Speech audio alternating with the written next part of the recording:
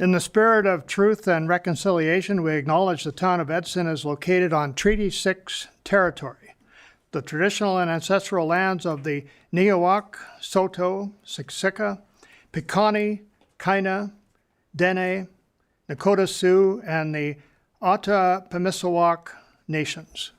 We acknowledge this land and elders and youth which gather here, and our ancestors who have gathered here for centuries. And, Deputy Mayor Moore, you'll have to call the meeting to order. oh, okay, Thank you. okay. I call this meeting to order. The agenda for the October 8th, 2024 Committee of the Whole meeting, I need a motion. Bottom right. Button this one? There. Yeah, okay. Yes, thank you, Deputy Mayor Moore. I'd like to make a motion that the agenda for the October 8th, 2024 Committee of the Whole meeting be presented with the addition of a closed session item under Section 17 of the Freedom of Privacy and Freedom of Information Privacy Protection Act. All right. Could I have a motion to adopt this agenda? Okay. Okay. All those in favor? Carried.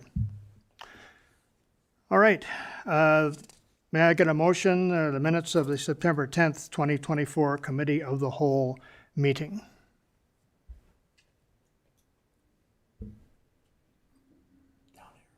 There you go.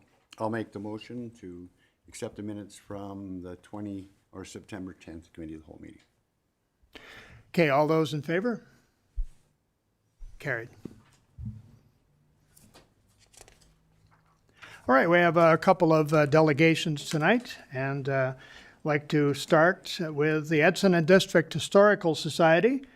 This presentation will be from Douglas Woodhouse, the president, and Sherry McDowell, the manager. Come on down.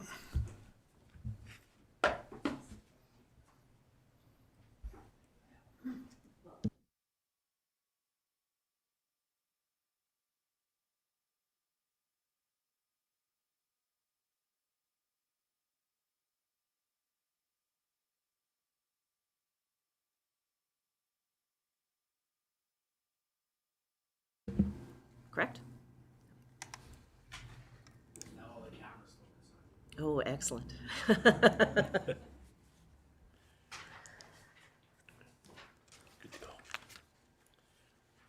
Hello, Mayor Zahara, Council. Thank you for having us. It's been a while since we last updated Council, so we thought this would be a great time to share what was happening at the Galloway Station Museum, Travel Center, and Archives. The Edson and District Historical Society, the governing body of the Galloway, is dedicated to preserving history in engaging ways, and every 5 years we undergo a rigorous process to maintain our recognized museum status with the Alberta Museums Association. Museums are designed to last, and that long-term vision is something we're deeply committed to. So forgive us for reading, but we were given 5 minutes, and I'd like to get through as much information as we can, but we thought that the council, because it's been so long since we've been here, would like a little refresher on what we do at the Galloway and some of the new things that we do at the Galloway, and that is reflected in the EDHS vision statement. So the Galloway Museum is a beautiful facility and acts as a springboard for the EDHS vision to incite curiosity of local history, foster partnerships, create an educational and welcoming hub for the public, and celebrate and promote the greater community. That is the last time I will read that, I promise, but you're going to see it a lot. We use the term greater community to refer to our area of focus, which stretches east to Wildwood, west to Obed, south down Highway 40, and north to Shining Bank, overlapping neighboring museums areas, including the Northern Rockies Museum and Tibble Park, both of whom we often partner. Since reopening in 2011, we've been able to incite curiosity of local history in many ways, including community projects, our TP display, hundreds of school tours, creating unique exhibits, and fulfilling research requests both locally and from around the world. We've also curated projects like the commissioning of a play celebrating the first aerial police chase in Canada, held sleepovers, museum adventures, mystery nights at the museum. We've also collaborated with Canoe to help create the very successful Resilience Project, which continues to generate much interest.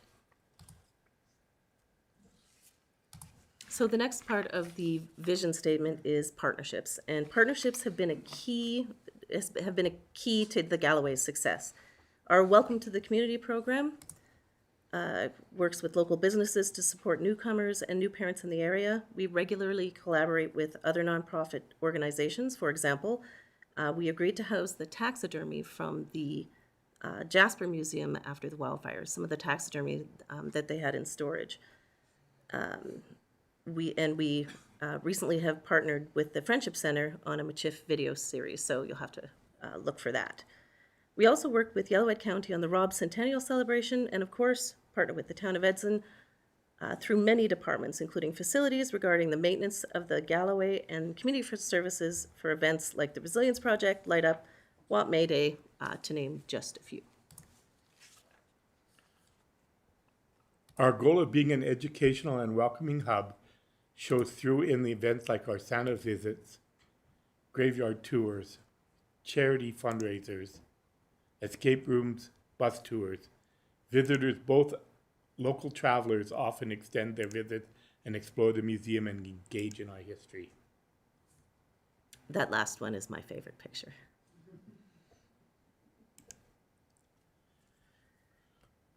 So the next part of the vision statement is promoting and celebrating.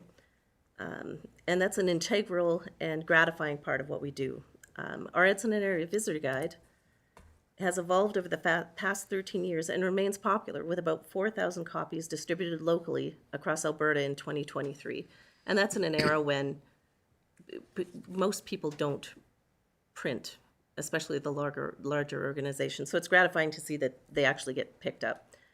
Talented local photographers contribute remarkable photographs to use on the cover and throughout the guide to illustrate the beauty of our area, which definitely contributes to its popularity.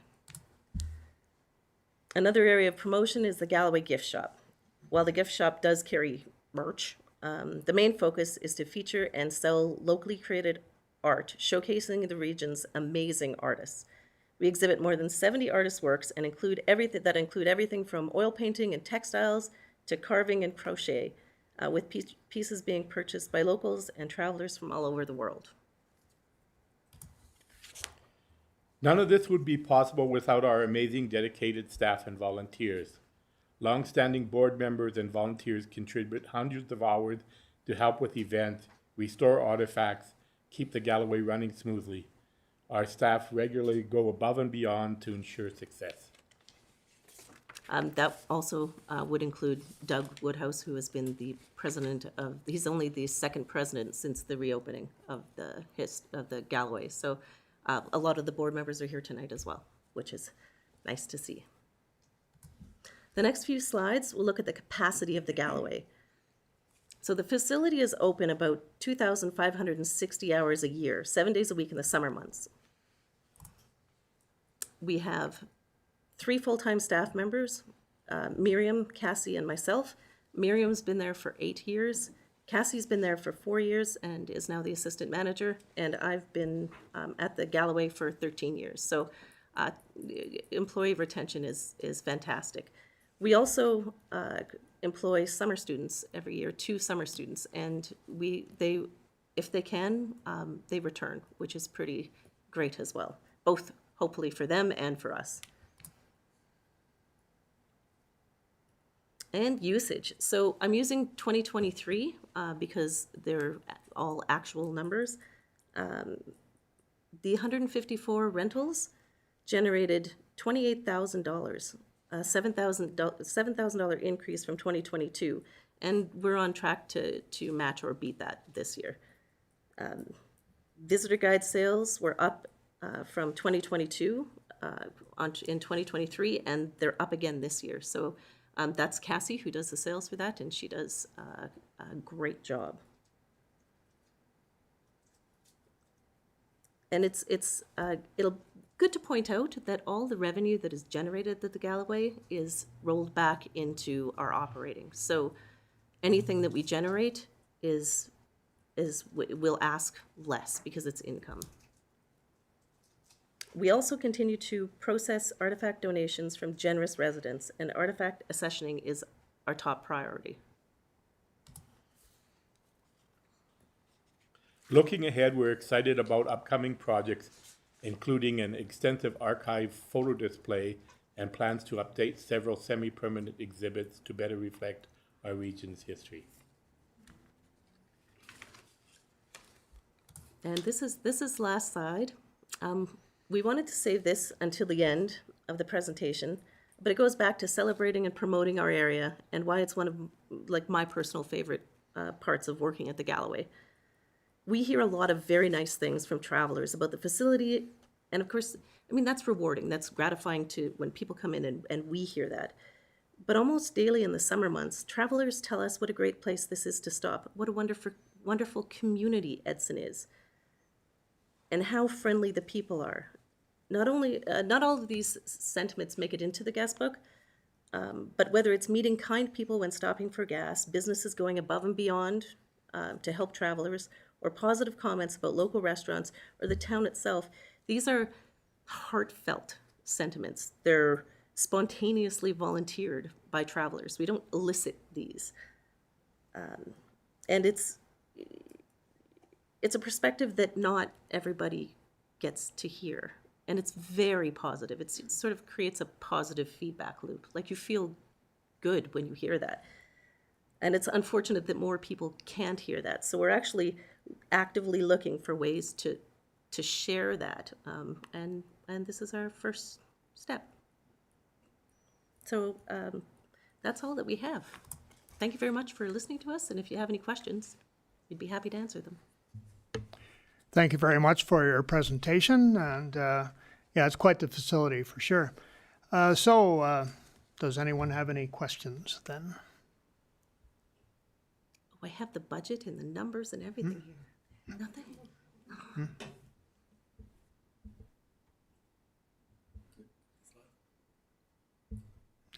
Okay. Through the chair to our presenters, are you guys looking for anything specific that you need to be into your museum? And the other question would be right now is, how many visitors or how many people go through the museum in a year? Do you want to handle that? Sure. So if I go through Deputy Mayor to Councillor Bevan, is that correct? Excellent. I watch you guys. In 2023, we had about a little over 15,000 people through the museum, but that is decidedly less than the actual number of people. And the way that we count people is make a tick when we physically see them come in the building. So the outside bathrooms are very well used, and we just can't track all of the people that come in and out during the evening. Yeah. And as far as looking for something specific, do you mean like in artifacts or? Yeah, you have the railroad stuff in there and everything else. Is there anything you guys would like to see that you're missing?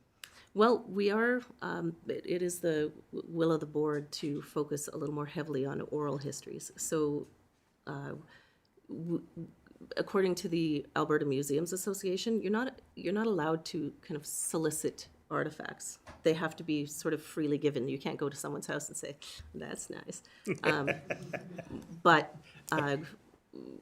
because we, and I mean, the Resilience Project kind of helped do that because we have all that footage from the documentary. So those are oral histories.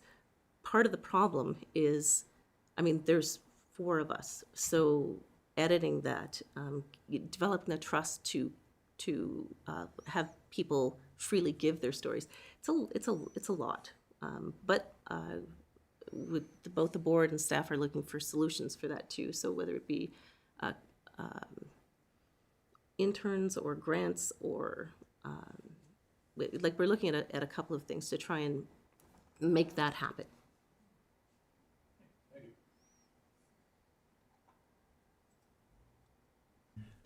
Go ahead, Mayor Sahara.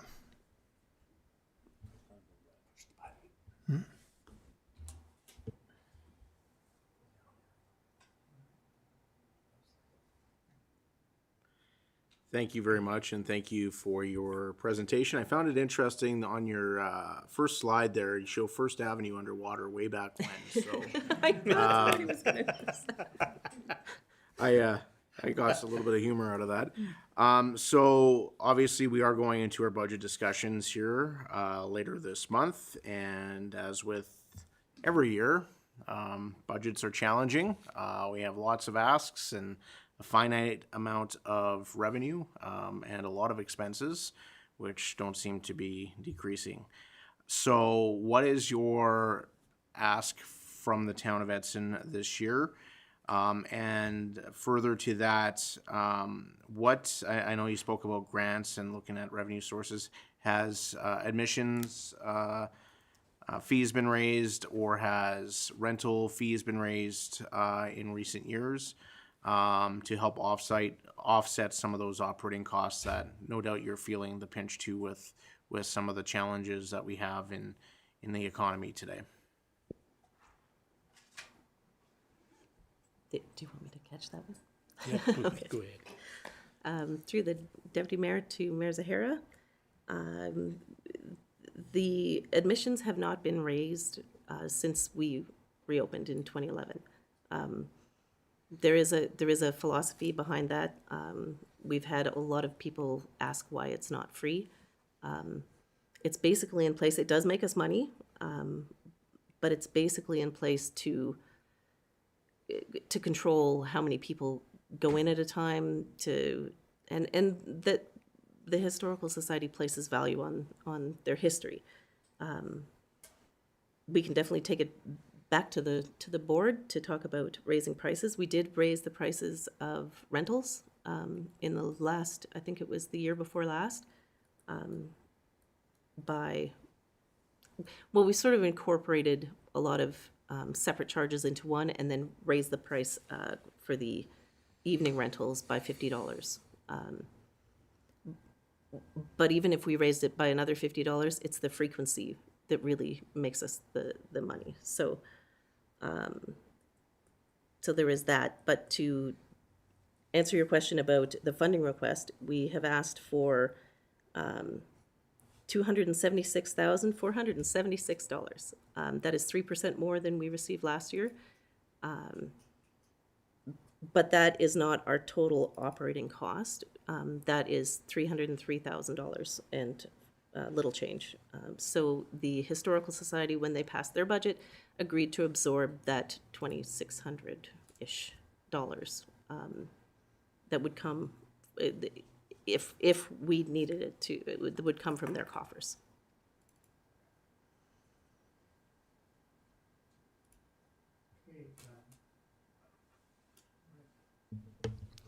Go ahead, Councillor or Mayor Zahara. Thank you. So thank you for that information. And I think, when you're talking about having a philosophy, making sure it's accessible, I think there's some value to that, absolutely. And I further want to recognize the fact that, we have a number of your board members here today who are not just board members, they're active volunteers that make a lot of the events that we see down at the museum and Centennial Park happen each and every year. And, when people in the community often talk about how they enjoy the activities that we have, like such as WAP May Day, while town staff are involved and have a big part in a lot of that, it's also a lot of work by the museum, by yourself, and Mr. Woodhouse, as well as your volunteers. So I do want to thank you and recognize that these things would not happen if it wasn't for the museum being down there. So I want to thank you for that. Okay, anyone else? All right, I have a question myself. Pre-COVID, how were your crowds then as compared to now? Our best year was 2018. I love having this institutional knowledge. And we had about 19,000, but 2018 was phenomenal sort of everywhere.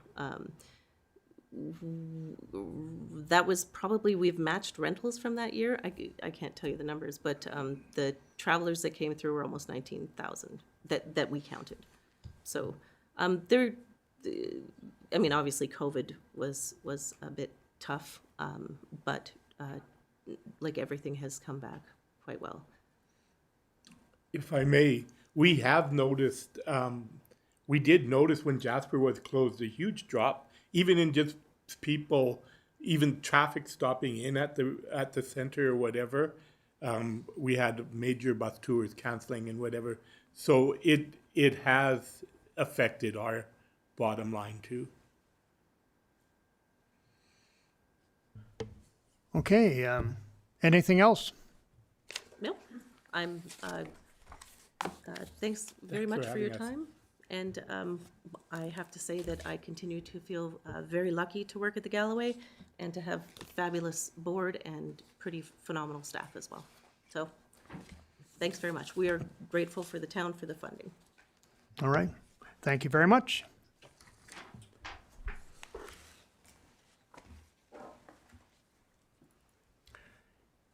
Our next presentation is from the Edson and District Public Library, presented by Sarah Tanowski, the library manager.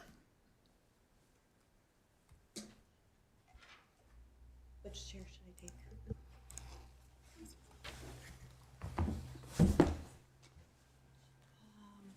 To be able to click it while we're here? Let's see if I can do this. Okay. Hello. Thank you so much for giving me the time to meet you all and present to you. It's wonderful. My name's Sarah, and I am the new library manager at the Edson and District Public Library. This is my 7th week, so I have inherited quite the building. It's wonderful. I cannot believe my luck. I'll just say that. So, what is the Edson and District Public Library? Click ahead here. Click on there. All right. We are a library that welcomes everyone and provides innovative service that inspires curiosity and encourages literacy in all available formats in a safe space to our growing and versatile community. We strive to give the best service to our growing population and to reflect and serve the needs of our patrons. I'm sure you all know the Edson and District Public Library is already in an innovative and exciting space, but we are doing even more to inspire the literacy goals, personal development, and community connections.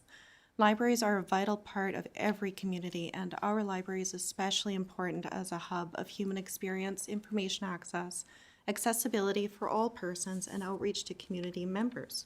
We are an invaluable resource. I've heard so many times, Edson Library is the place to be.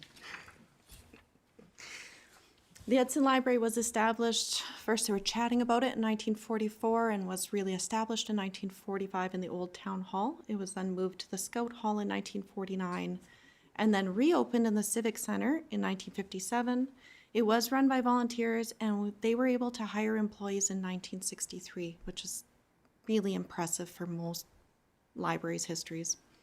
The current library was built in 1980 and we are just finishing our renovations this year. All right. Our mission statement is reflecting the needs of the community, and I think we do that very well. Our vision is one where everyone feels welcome, valued, and empowered through diverse resources, programming, and partnerships. Our values are intellectual freedom, lifelong learning, excellent customer service, inclusive and barrier-free space, community-focused programming, and a more-than-books attitude. I think you'll see that if you come in, you'll see the customer service and the love from the staff. And yeah, it's wonderful. What do we provide? What are you paying for? There's the loan of the library materials. We have over 37,000 materials in that library. It's amazing. We have access to free Wi-Fi and we have online resources. We have free membership, large print media, a safe space for community, family, seniors. We see a lot of group home persons come in. They share the space, and it is amazing and it is safe for them. We have extensive programs for all ages in the works, and they are coming. We have computer access and technology assistance. We have support for those seeking job opportunities. We have employment opportunities, and we have resume help. E-resources are ebooks, audiobooks, digital magazines, online games, programs, and so much more. I just invite you to visit our website and check it out. It is so cool. We have magazines, games, puzzles for all ages now. Photocopying, printing, scanning, faxing, accessible space for everyone. We have support, program kits, and resources from the Yellowhead Regional Library System. And we even have charging stations and comfortable chairs. We worked really hard to have good furniture. We work with support with interagencies. We will be working with FCSS and the Friendship Center. And in the last 6 weeks, we've already started some things with the Food Bank, the Red Brick Center, and the LEAP program. Those little sweethearts came in an emergency morning because they had some renovations going on in the Red Brick, and they were welcome. They stayed all day, and we had a great day.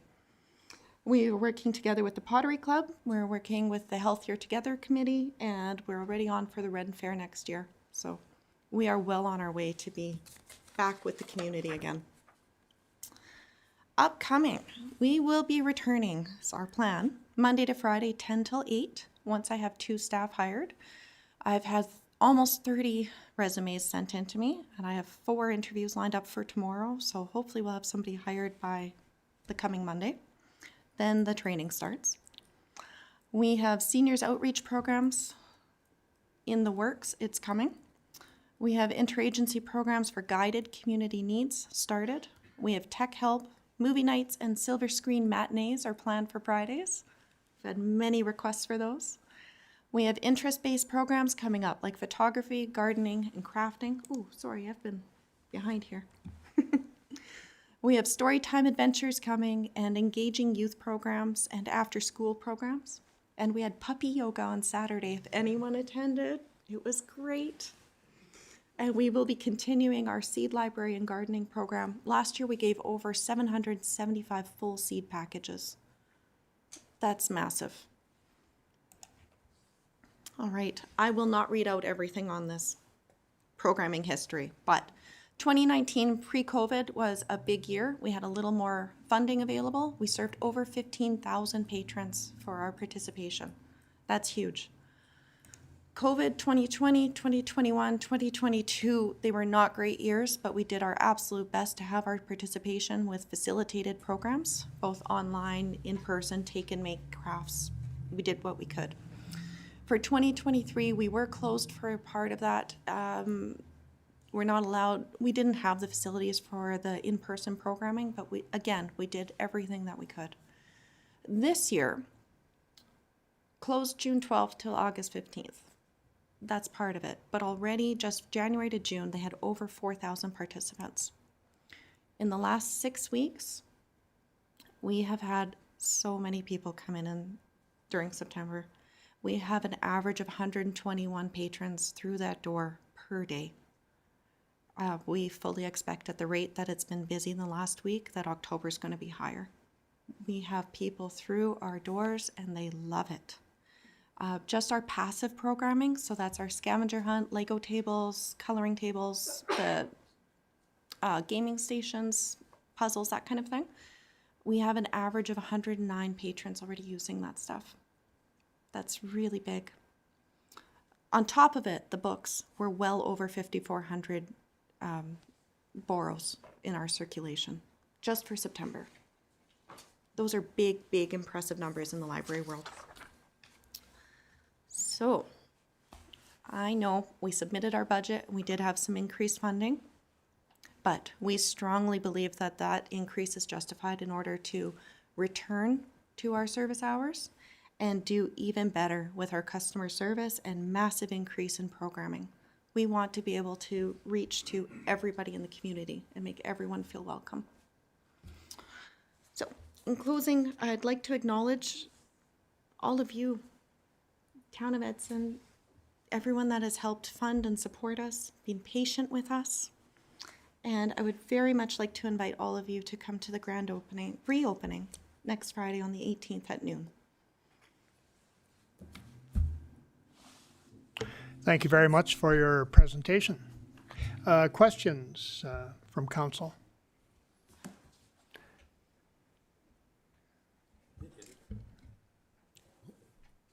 Yep, through Deputy Mayor, and with the Deputy Mayor's permission, we do have members of the board that are here, and I'd just like to acknowledge the members that are board that are here. So I have Mr. Ed Galoza sitting over there, our Vice Chair, Sheila Buckle, who was instrumental in our renovations project, and thank you for her work.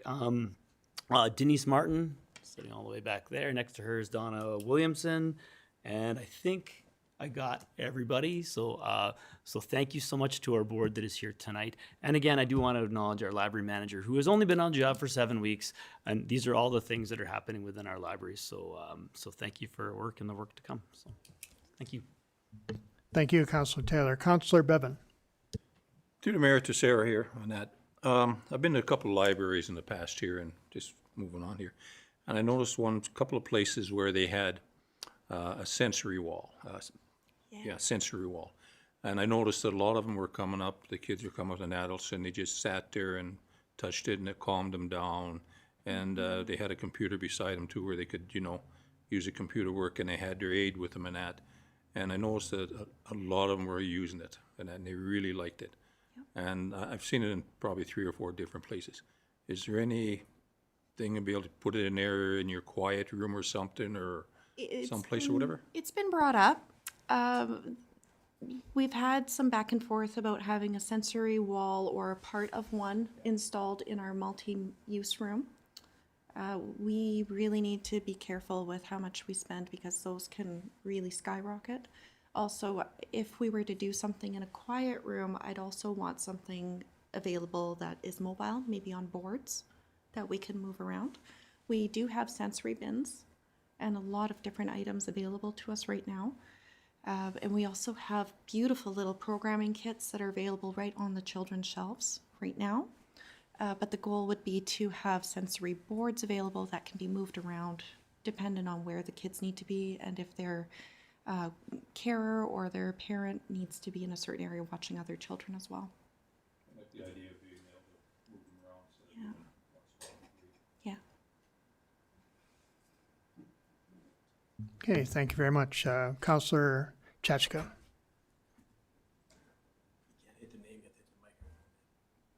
Okay.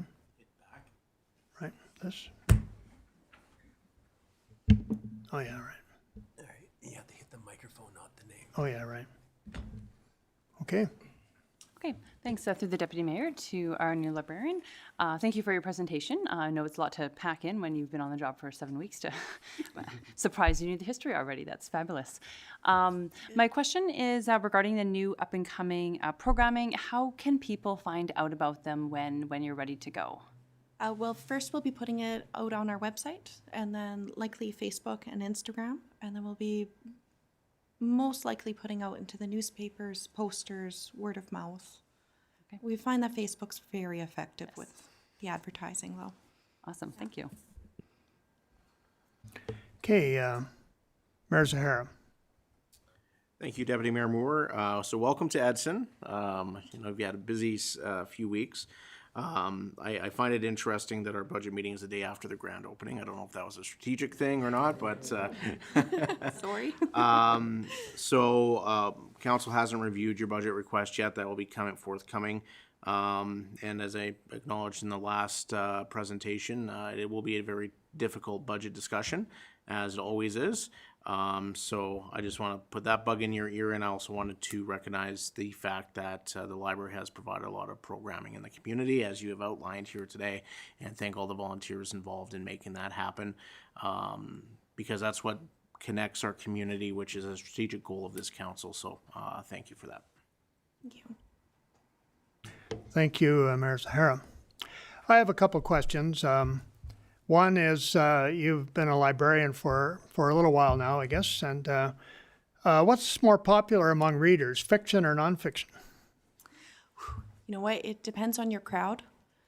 Most libraries, it is fiction, specifically adult fiction. But if you're looking at your younger readers, say the 7 to 12-year-olds, nonfiction. Yeah. In my last library, I actually evened out the nonfiction and adult fiction numbers because we had a heavier nonfiction use.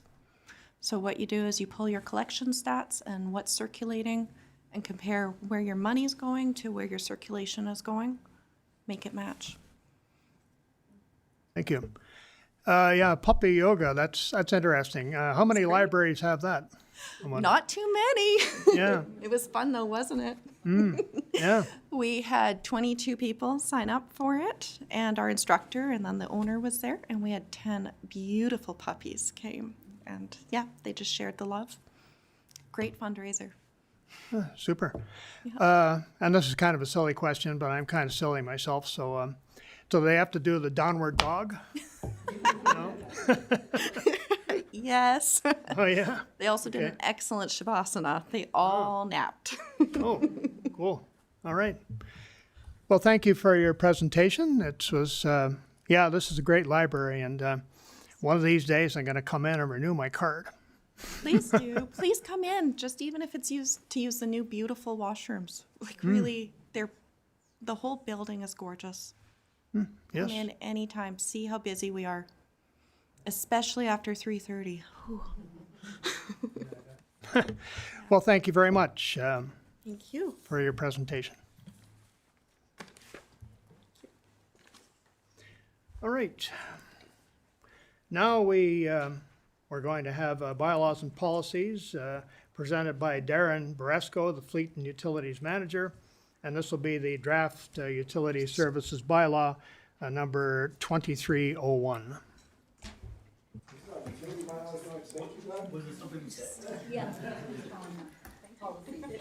No offense to Darren. Fine, just everybody go now. I'd run if I could too. It's the only one I've got. I can wear what I can. Oh, I like pressure. That's way better yet.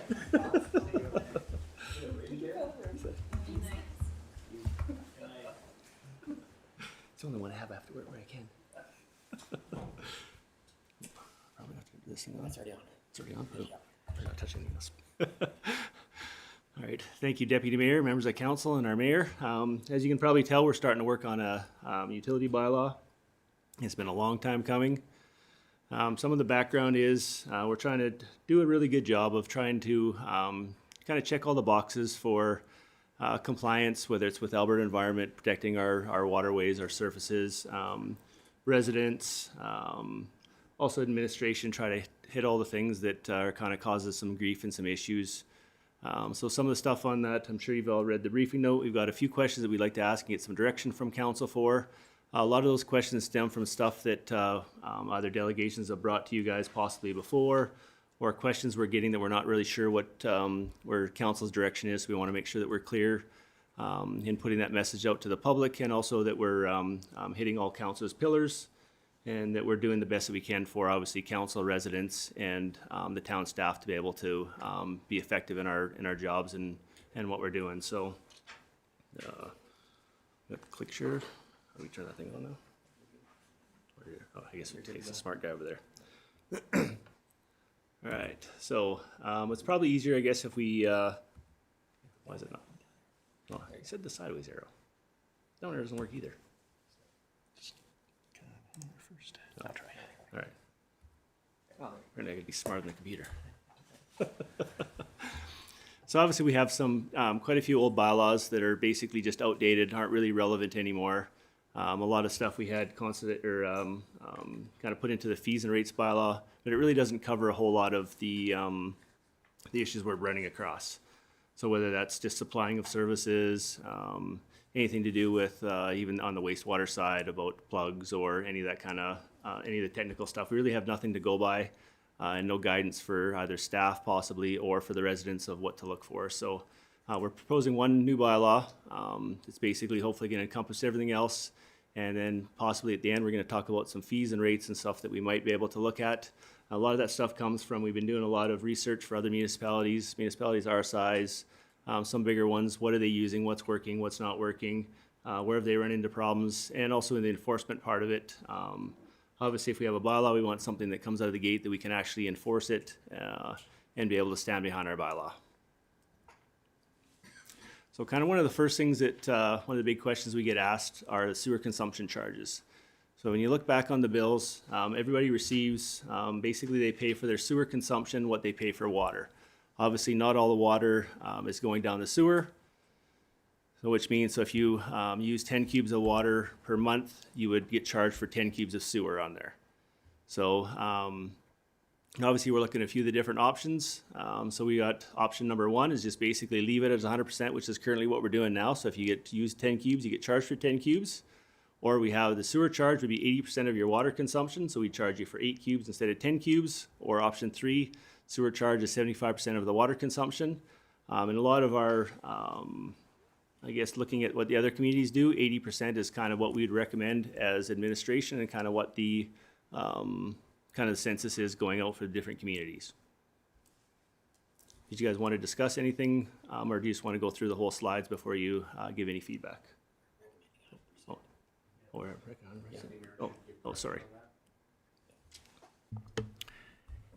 Yeah, if we have some questions now, go ahead. Councillor Taylor.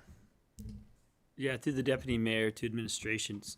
Sorry, your presentation says you so you just want to address that right now? Sorry, I was. Okay, I'll let you address that. So it's 100, you're recommending 100% or recommending 80%? Sorry. 100%, sorry. Okay. Sorry, through Deputy Mayor to Councillor Taylor. 100% just basically, and I was sort of getting mixed up with some of the other slides and some of the other. That's okay. It's been a lot of research and a lot of figuring out from different communities what's been going on. Yep. And a lot of stuff is just for ease of calculating and ease of for the administration part of it kind of thing. It's really hard to figure out what's been used and not used kind of thing. So if we just go by the meter, it's an accurate, and we can't actually accurately measure what goes through the sewer. And that's why a lot of what municipalities don't measure through the sewers, because you can't actually accurately measure how much goes through it. So we don't really know what the true number is. So it's easier just to use the meter as it's a true and accurate reading. Yeah. Oh, thank you. I just wanted to make sure I didn't dream that's- that or whatever. Okay. All right. Thank you. And through to the deputy mayor, did you want to discuss this item by item or wait till the end? What is your vision in terms of this discussion? Sorry, I just want to discuss each option as we're coming through it, or is that what you want? Sorry, if I could, Yeah. Deputy Mayor, I think we should stop at each one and have discussion and have direction from council, and then we'll move to the next one rather than going back. I would appreciate that as well. All right, thank you. Through the Deputy Mayor to Darren. My question was very similar to Councillor Taylor's and clarify, but I do agree the 100% makes the most sense to charge accordingly, because then you get to 80. So I just agree the 100% is what we should be charging. Councillor Chaffee. Thanks. Through the deputy mayor to Mr. Briscoe. I am also in favor of option one.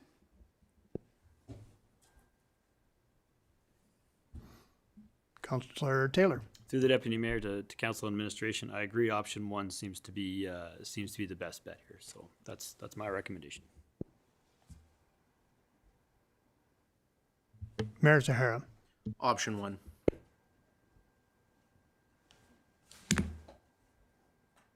Yeah, option one would seem to be the best. All right, thank you. So the next one we have is our water conservation measures. As you know, we struggle every now and again in the summertime. We have long spells of hot weather. We do have our advisory that we had put out. It basically has our levels. With that action levels, it does not give us any teeth or any way to do anything if we do need to go further for enforcement wise. So we've got a couple options. Basically, there's our current state, which is just advisory only. So we put something out. If we do get down to critical levels and people continue to possibly use more water, we have no teeth kind of thing to do anything with it. Option number two is basically institute fines for use. And obviously that wouldn't come until after education. First step we'd want to do is, hey, we're in low water levels. Can you cut back your water usage?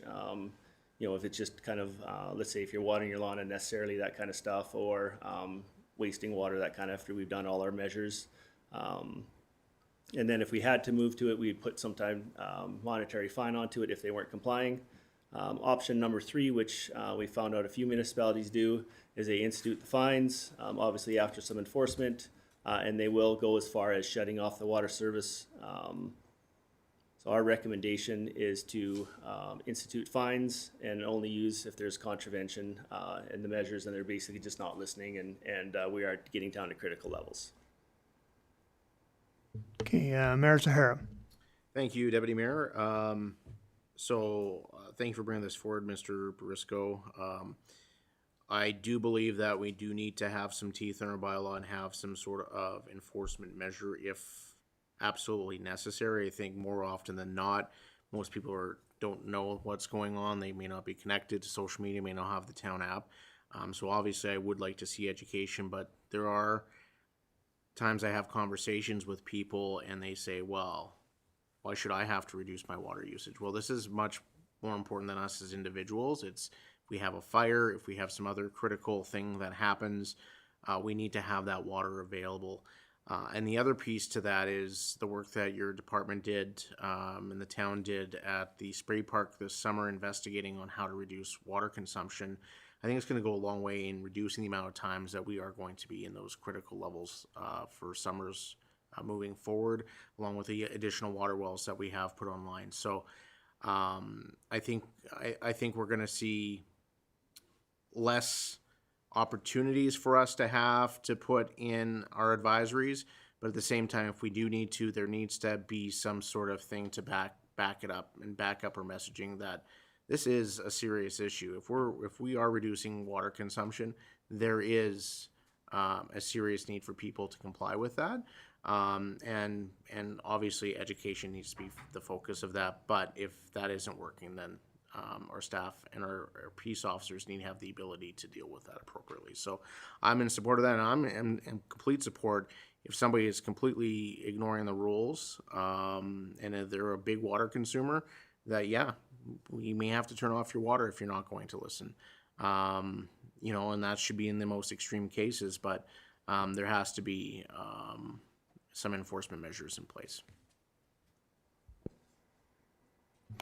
Thank you, Mayor Zahara. Councillor Taylor.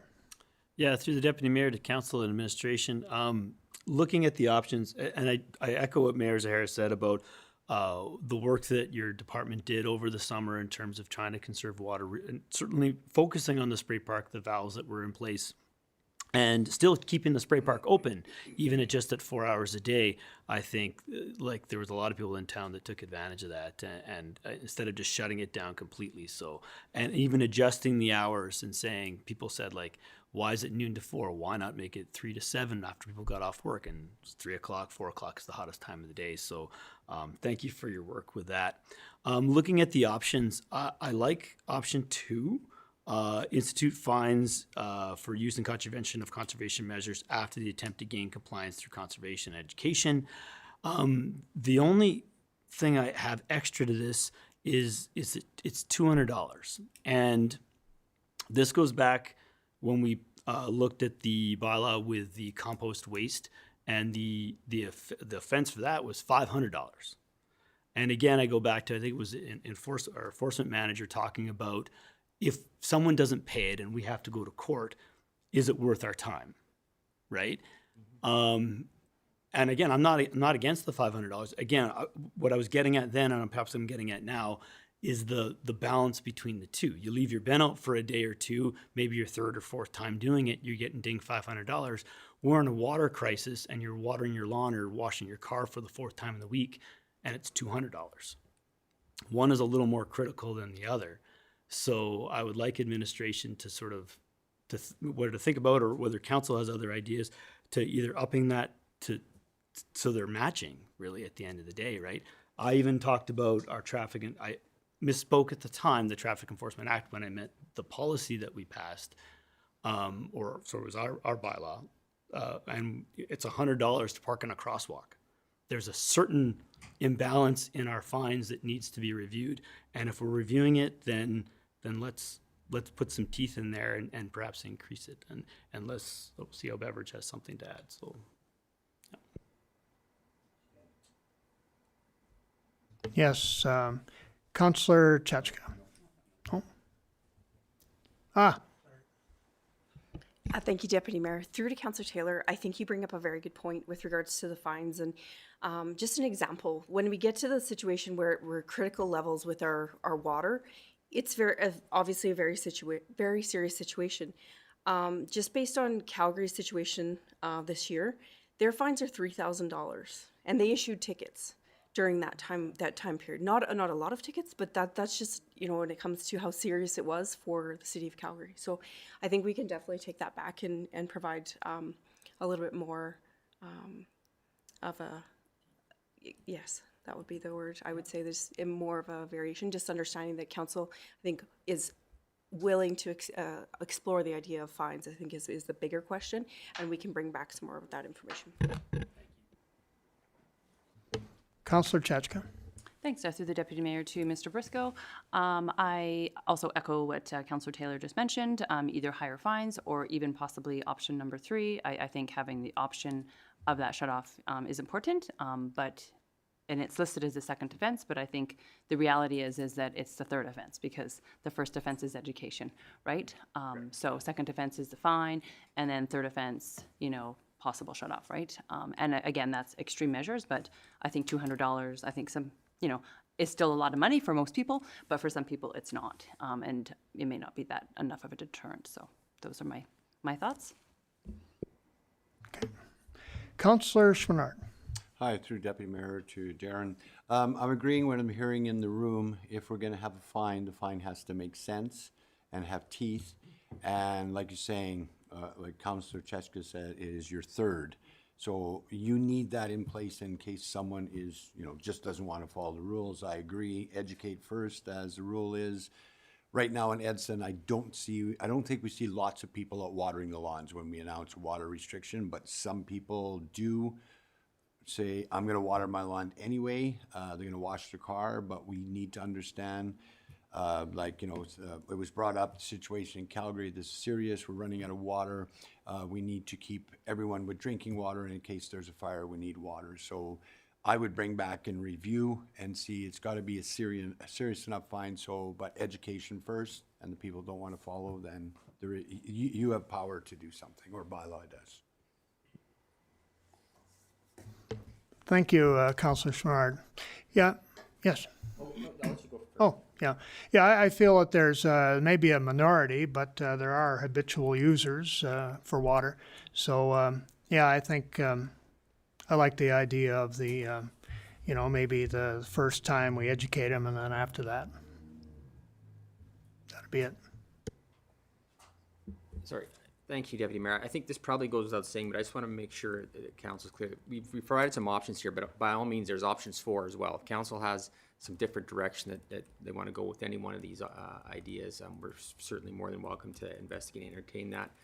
I think for this one, what we're hearing is it does sound like council wants to institute some sort of a fine structure or enforcement structure into it. So I think that's good. We can take that back and we can sort of refine. We'll take a look at the protocol, and it may not come into play until further down the line, right? But we'll certainly probably come back to council with some more details and options for this when we refine the bylaw a bit more, but this is certainly helpful for right now. Thank you, Mr. Kitlitz. Mr. Brasco, anything else? Go on to the next one. Oh, sorry. Councillor Positioning. Yeah, through the Deputy Mayor to Administration. I definitely agree with the fine model too, but can we have an emergencies portion of that fine as well? So let's say we had an event not that long ago where we lost one of the reservoirs. So if we say the reservoir breaks and we're down to half as much water supply, like you referred to the city of Calgary having a $3,000 fine. Well, maybe we should have, in the event of a crisis or emergency where we've shut down the water park, we've shut down the bulk water sales, the town is at dire need, that we have a much higher fine at that time, right? So, when we have the light water restrictions, it's a $300 fine or a $500 fine, whatever that case may be. But in the event of a crisis, and that can be defined in the bylaw, so that we have, if there's, our reservoir cracks and we're down to one reservoir, and instead of having 50 meters of water, we've got 7.5 meters of water, then we can actually, shut people down. And there should be provisions in there for shutting down businesses as well. So no, you never want to do that, but at the end of the day, I think you should have a secondary to that too, in the event of a absolute crisis, that the fines go up. Thank you, Councillor Position. Councillor Taylor. Yeah, through the deputy mayor, I actually wholeheartedly agree with Councillor Posishny that, yeah, we are in a crisis, then yeah, the fines go up. And it's the same as speeding through a construction zone, the fines double, those types of things, right? Because, and of course, part of it is us to make sure we get the message out there that we're in dire need, and really we need you to conserve your water. Washing your car, watering your lawn at this time is not permitted, and we need to have some teeth. So, great idea. Thank you, Councillor Taylor.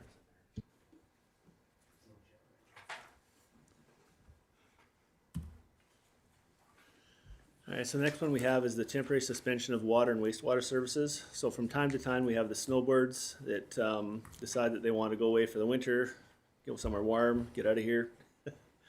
With that, they actually then will come to administration and they will ask if they can get their account suspended.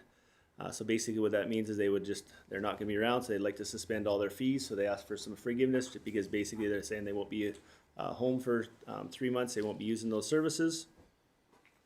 So basically we have a couple options on this one. I think I'll have Mr. Kitlitz will probably expand on option number 4 when we get there. That works.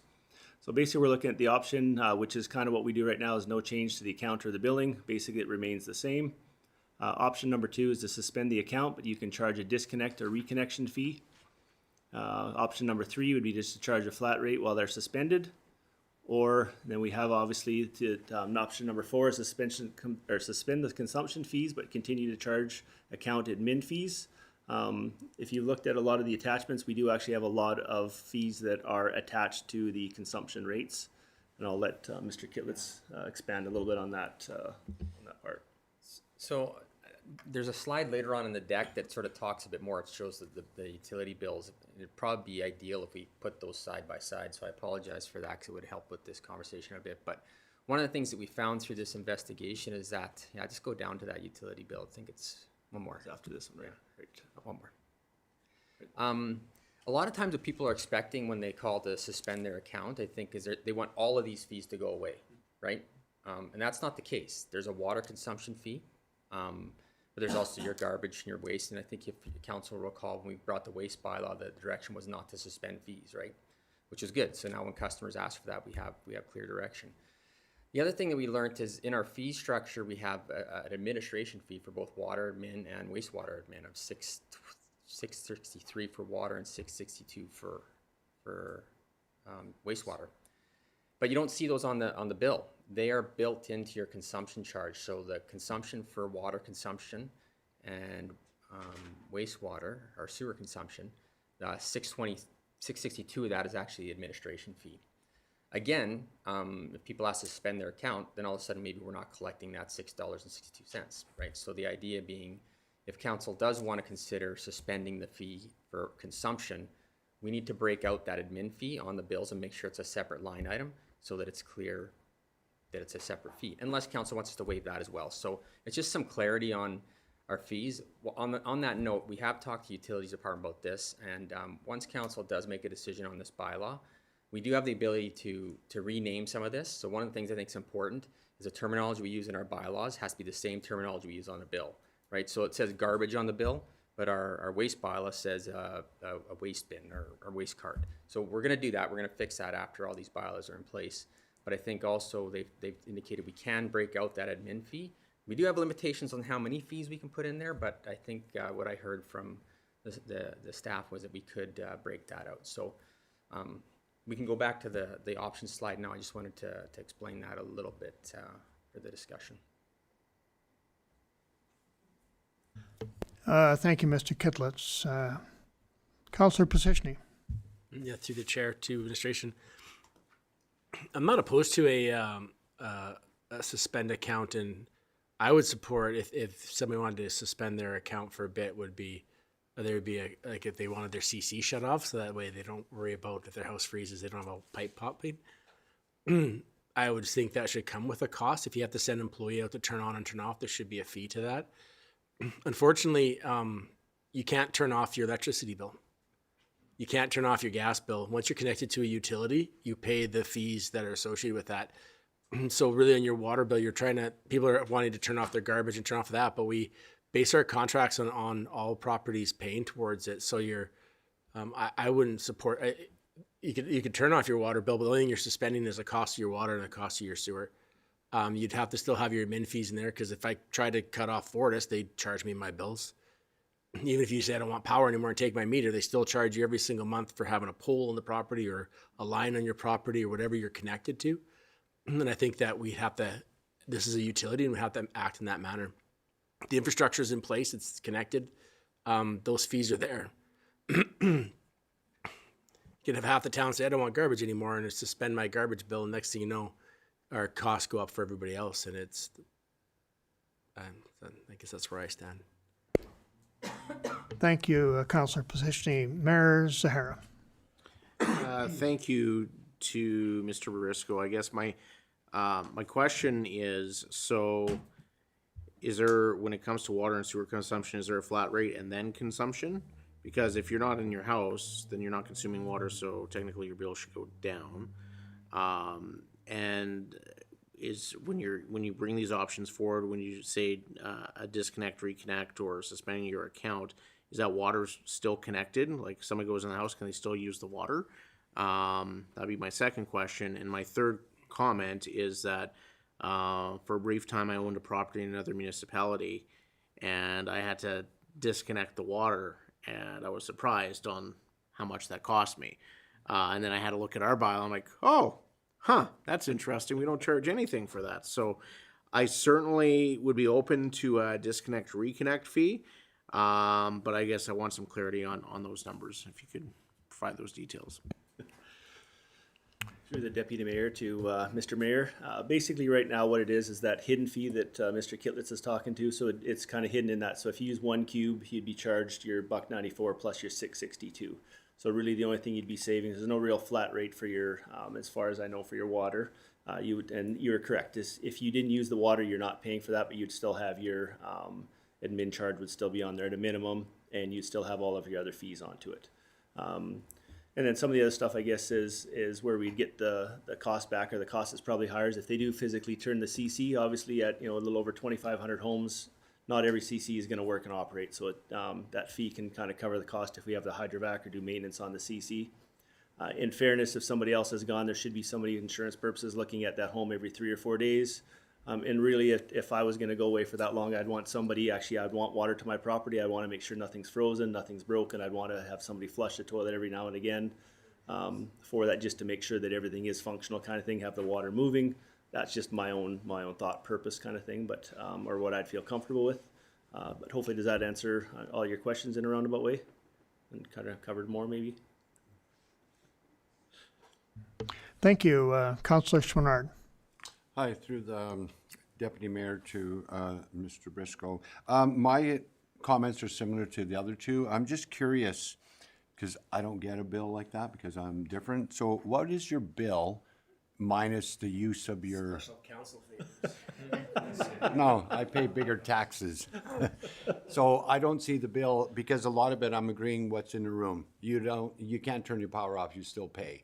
And like the $14 we all pay for the sewer treatment plant and certain charges on the bill, but I have no idea, because people have brought that to my attention, they're kind of ticked that I'm going away for 6 months and I want these off, but I'm agreeing what you say for insurance reasons. Someone should be looking at your property and, maybe running the water. So some of these fees have to be there. They're regardless, everyone pays them regardless if you're using it or not. So I wouldn't be in favor of giving them a complete reduction. If you're gone, then you should have no water consumption.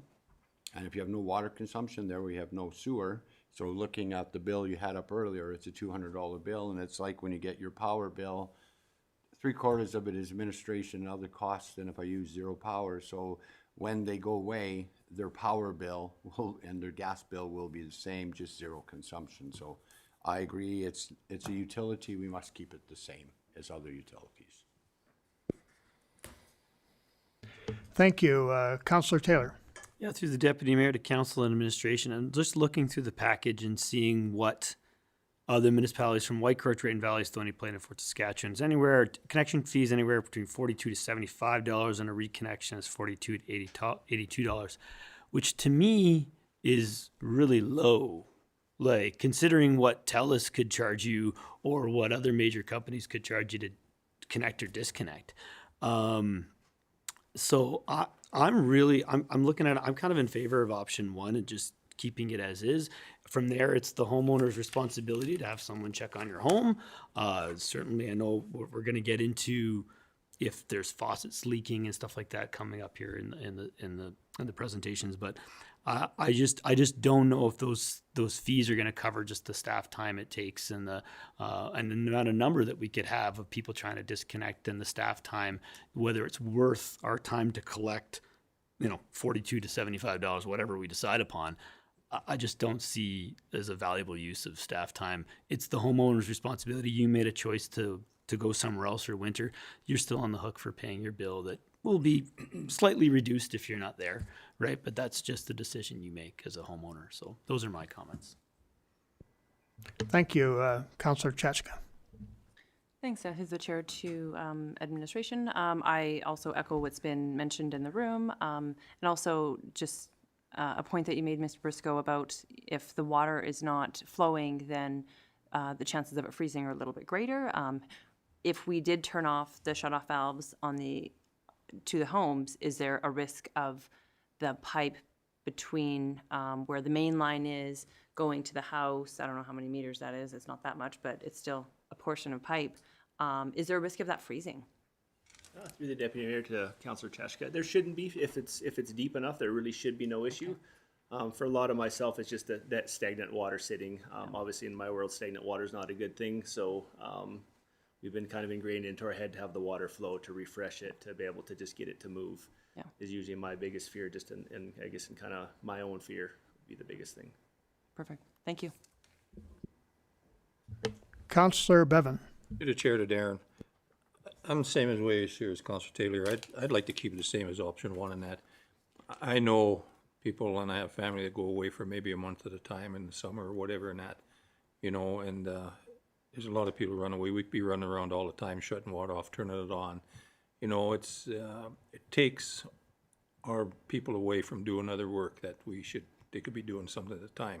So I think we leave it as the same as just option one.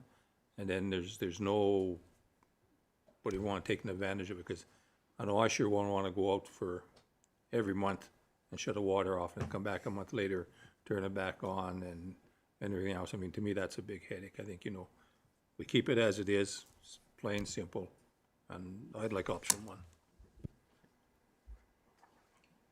Thank you very much. Yeah, and I'd probably go for option one too, unless it gets chronic, the problem, then we can look at it after that. But All right, so our next one should be a little bit familiar to a few of us. We had some delegations.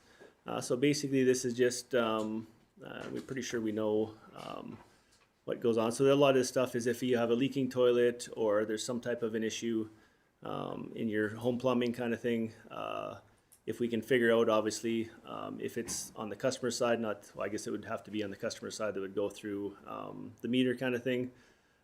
So a lot of them will come to see if they would like to have a reduction in their bill. So basically we have three options there. No bill reduction if the leak is found on customer side. Reduce the bill by 25% if the customer side fault, if they put it in claim, or reduce the bill to equal to 6 months average consumption for customer at fault claims.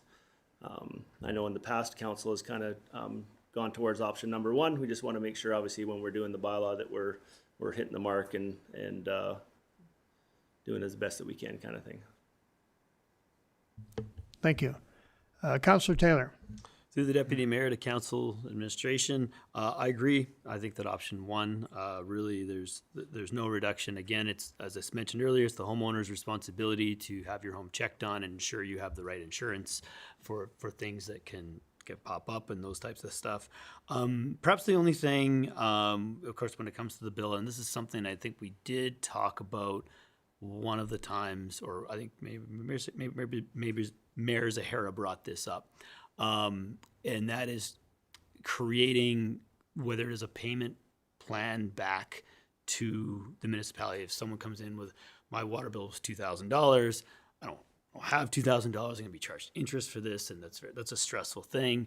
And working with that, or whether we build that into here or somewhere else, a way that we can work with that resident to pay off that bill in an appropriate manner that meets their needs, so they're not hung out to dry for $2,000 by the next month, kind of thing, right? That's my only comment with that. Mayor Zahara. Thank you, and Councillor Taylor, you kind of stole what I was going to say. I think that, there should not be, if it's a customer issue and they don't check on their houses, which they're supposed to happen through insurance, we should not be reducing the bills, but we should be trying to work with our ratepayers to help them pay that off without penalty.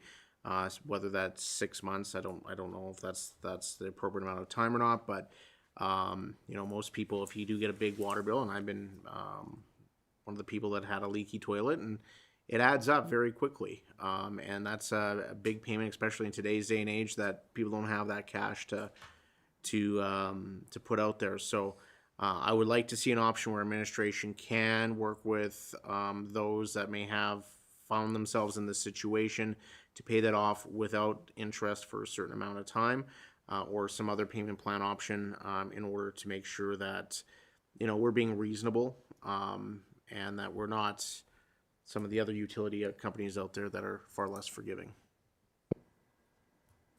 Thank you, Councillor Position. Yeah, through the chair to council, the town of Edson's not a bank. So if we're going to have some kind of a payment plan, there'll have to be some kind of interest associated with it, because otherwise you're carrying people's money, and that's not right. You're using taxpayers' money to lend to people at zero interest. So I'm okay right now. If you don't pay your bill, you get fees added to it. You have interest added to it. It's probably 18% per annum. I'm guessing what our bills are. Is that right? Right. So maybe a lesser interest rate that's comparable to, say, a bank, I would support, but I definitely wouldn't support interest-free repayment of town bills. It's not our money, it's the taxpayers.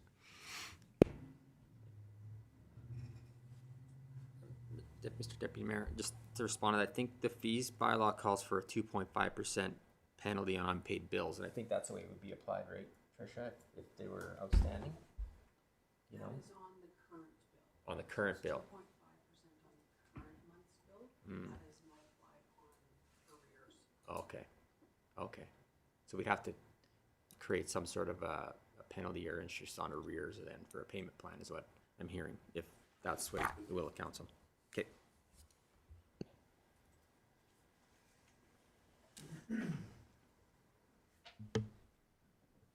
Councillor Chechka. Thanks, the Deputy Mayor, to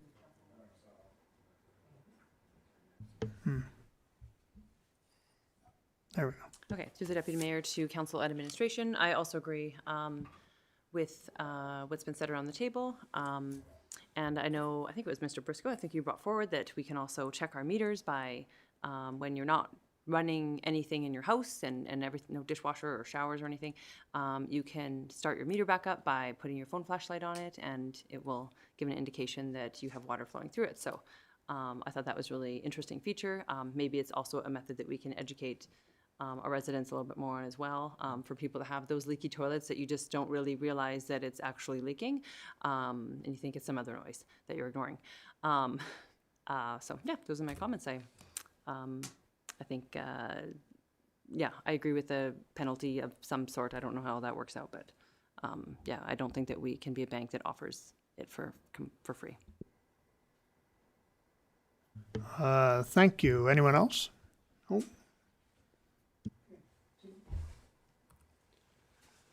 Now we get to one of my favorite ones, bleeders and frozen water services. So we have about 7-ish businesses and homes that, for various reasons, some are, I'm not even sure it's it's been here since I've been here, that the services are either shallow or running under an alley or something where they're prone to freezing. Our current practice right now is we send out letters to those homeowners. They either let their renters know or they turn them on once they get it. They basically turn on a tap. Sometimes they turn on the tap full blast, sometimes it's part way. That also creates some issues for finance. What ends up happening is then we have to go and estimate their bills. Sometimes they choose not to turn it off, sometimes someone will visit, they turn off the tap, they might have a freezing issue. And that's where kind of our option 1 and 2 comes from, is just what council's feel is on that. Now in the background, I think we've finally found a way. We've got some parts on order right now that are small, like about 1/8 line, 1/4 inch ball valves that we can seal open. We're working with some local plumbers to be able to install bleeders basically before the meter and be able to plumb that drain line directly into the sanitary line. Obviously in a safe manner, so that there's no issues kind of thing. With that, then what the homeowner would do is create a work order. That work order then would allow one of the utility operators to open the bleeder, put on a seal onto it. Then that seal would basically stay there until May or whenever the frost comes out. We'd create another work order. We would take that seal off. It would be good.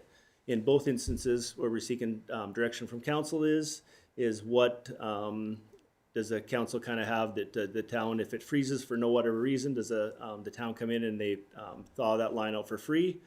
Or if it's found to be not negligence of the town, meaning they turned off their bleeder or shut off a tap, that we then charge an hourly fee to be able to thaw that line out. Sometimes if we catch it quick enough, we can be there for a couple hours. Sometimes for 2 people, we've been there for 2 days. So that's kind of where we're seeking direction of what council kind of feels on to charge a fee for that or not charge a fee, solely based obviously if we can prove without a doubt that it was on the customer's side or something with the customer that created that issue. Councillor Positioning. Yeah, through the chair to Mr. Briscoe. Is the issue, is it caused by, like, I'm assuming, and maybe you can clarify, is it on the town property side or under the road, or is it on the private property side? And is it the town's fault, for lack of better words, that these lines are too shallow or in a frost area zone or something? Like, I guess I would support if somebody doesn't want to bleed and we have to fix their issue, but is it our fault that their issue is occurring? Through the Deputy Mayor to Councillor Pasicny, I've ran across since I've been here about 3 ones that I've kind of come across. Some they have the past history, so I don't know where it is. One, when we did the new construction, we came across, it was a fairly long service, and I don't know if it's a compaction material, but once we did it, it kept freezing from the main, basically underneath the roadway on the town side. We had one on 6th Ave that when we finally did some work on 5th Ave, when we finally did some work in that area, we found out that on the property line it went up to about 4 feet, so it was freezing after this service CC. It shot straight up and was about 4 feet. That was where the issue was on that one.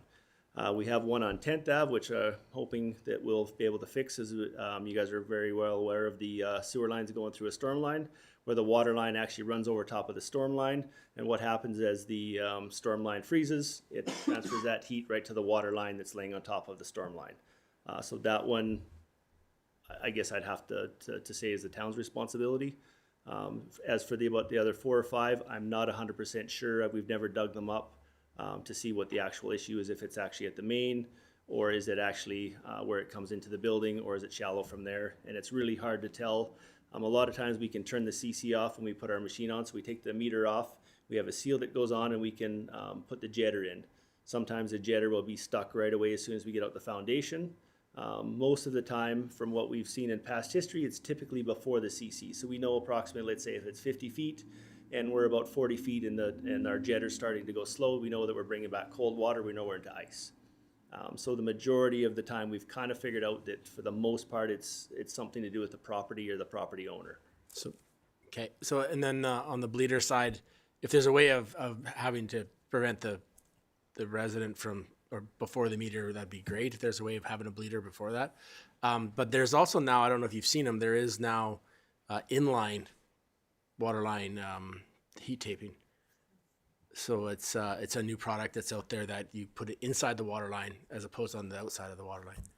And then it attaches to your plumbing system. So it may be a solution as well. I know it's pretty new, but it does exist. So. Yeah, through the Deputy Mayor to Councillor Pasichny, I actually have one for my water softener. That new technology is pretty expensive, but it is fairly thick still. I'm not sure if that would go into some of the older half-inch copper lines that are out there, or if you'd be able to snake it through the other way. So we still need some way to be able to get it to the main kind of thing. So you'd still need an access point from the other side unless there's something different. Now I do know they make some now that are heat traced within the line itself. But obviously if we ever get to the point where we're digging up those properties, I really hope we go deeper or like I say, from the ones I've seen, it's either there's some type of infrastructure in the way, meaning it's a storm line or something that's causing that issue. So hopefully eventually, the best case scenario is I'm really hoping, I just don't want to make any promises until I have everything installed. I'm really hoping that within the next 3 weeks to a month that the bleeder system's installed and then we just have to worry about if someone breaks the seal, then that's also where I need direction from. Even if I do get the bleeders in, if someone breaks the seal or turns it off or for whatever reason. I did have one instance last year where the homeowner didn't want to do it because their rental property was vacant and they didn't want to take the chance of running water and having an issue, which I can kind of understand if a tap or something happened, but at least if this way, we can put it directly into the sanitary sewer safely. It should not cause any freezing issues if it's a constant, steady run. But if that person decides not to install the bleeder and they freeze, our staff could potentially be spending 3 to 4 days there of a two-person time trying to get it going for something that I'm going to call was willful.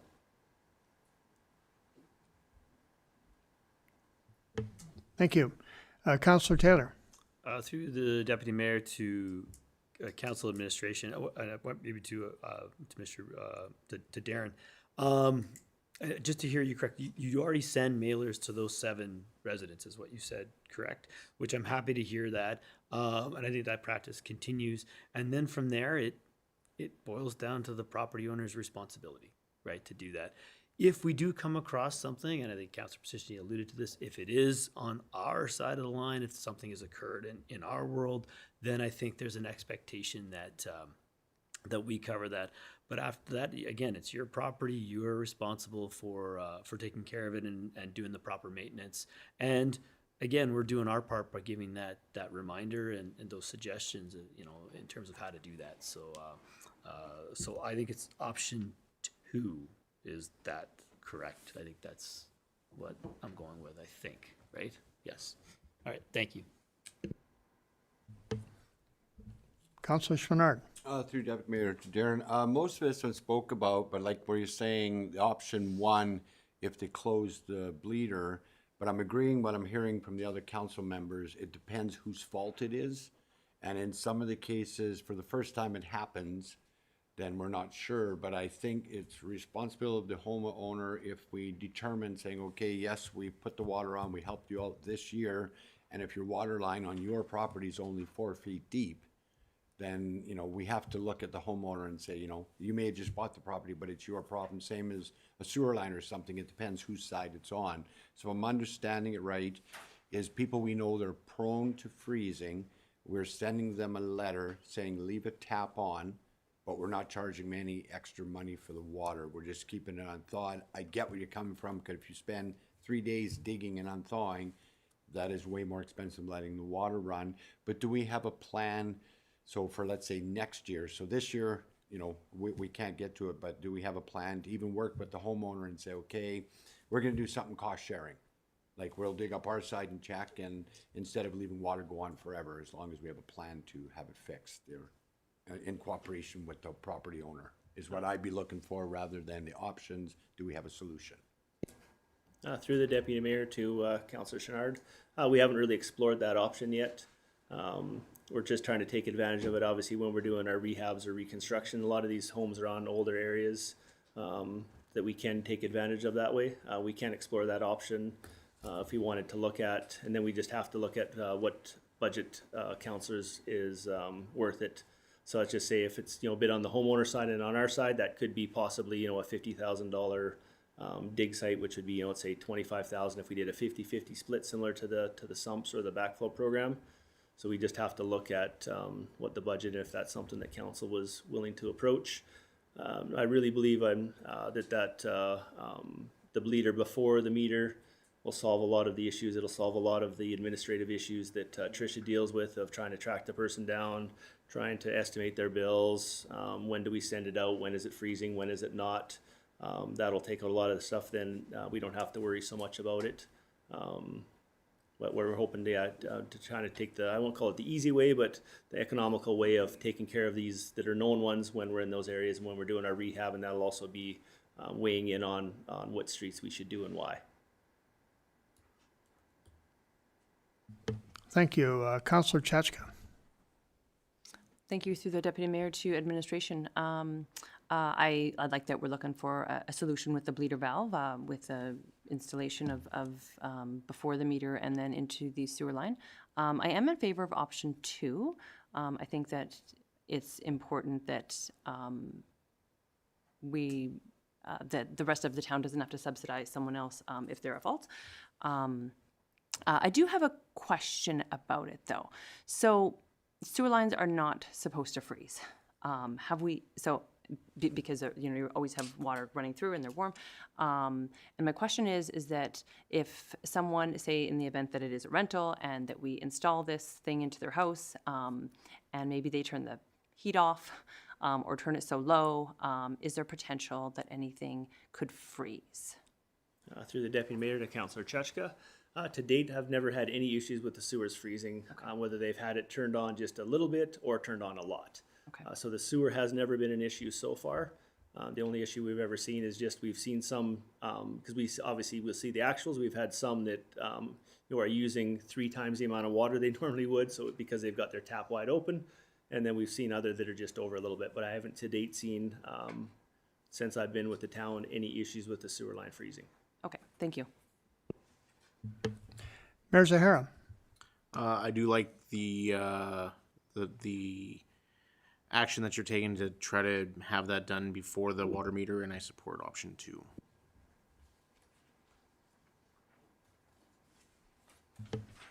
Councillor Bevan.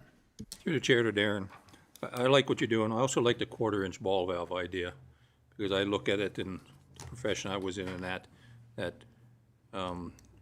if you go to the wellheads where we work and that you put a little bit of methanol in wellheads, it keeps all the line nice and free, and you don't have to put a lot in there, get rid of hydrates or anything at all. It just flows really nice.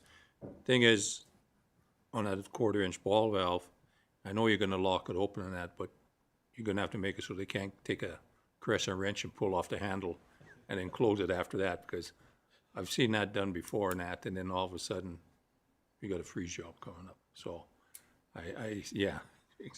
I do support option 2 on it.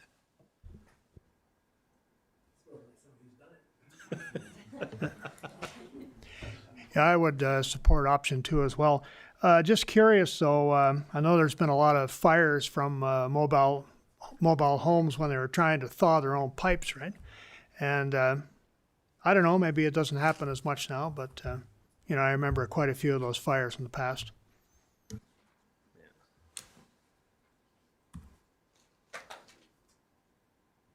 So this one. So next one, I kind of have a couple slides too. So there's kind of 2 parts to this one. I just want to clarify. So basically, occasionally owners will want to, so we have some builders that'll buy an old house, want to upgrade the services. They'll want to put, let's say, a new 3/4-inch water service into the property. A lot of times they'll want to upgrade the sanitary sewer. It could be no corrode on their side, which is basically a tar wrapped paper. It could be either clay tile they want to update to plastic, so they want to go right to the mains. So what we don't really have anything kind of our unwritten rules. We want to make sure that if they do that we want them to spend a little bit extra and be able to disconnect those old services at the main, whether that's putting a clamp over onto it or basically a clamp on the sanitary sewer and a clamp on the water service. All that's going to do is our biggest fear is that we don't want to have a live service to a property line that's future could cause us issues after we've either paved a road or done a bunch of concrete work. So if the property owner chooses themselves to upgrade their water services, that they properly abandon that service on their property. and as opposed to that. Now that's a little bit different. I think, can I go on that next slide? So basically, that's not including, so let's say if you have a house that burns down or you have to do something with it, or it's an old decrepit house you want to build in the future, obviously at that stage of the game, we're going to say it's perfectly fine to disconnect it at the property line because that services are going to be used in the future. And that's mindful that you can reuse your old existing services. Now, if you want to put new services, because your old services, like I was saying, then basically we want them to disconnect everything at the main at their cost. That's what the discussion is on the removal of services. So and obviously the one that we liked is option number 1, so require the old abandoned services if they choose to upgrade to be done at the main, so there's no future liabilities for the town.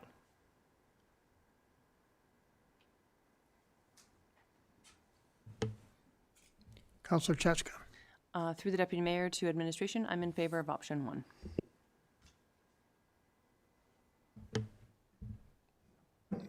Mayor Zahara.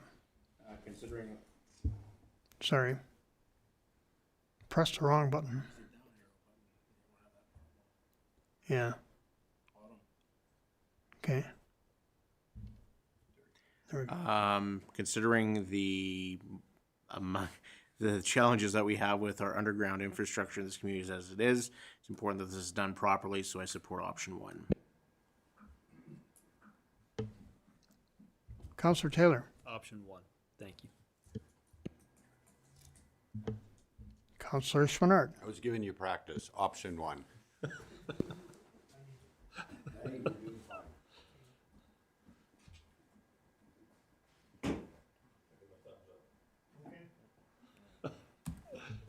Yeah, I like option 1 as well. All right, the other new one we have coming up is construction water. Obviously, when we haven't seen a whole lot of that yet, which I'm keeping my fingers crossed. We're going to have some kind of boom coming up here. But right now, we currently don't really have any way of supplying water to anybody that's building a home. So a lot of times we'll get requests to basically supply water for doing drywall, possibly putting in a bathroom just for the guys that are building, depending on if it's a bigger company or a smaller guy. It doesn't really matter how long it takes.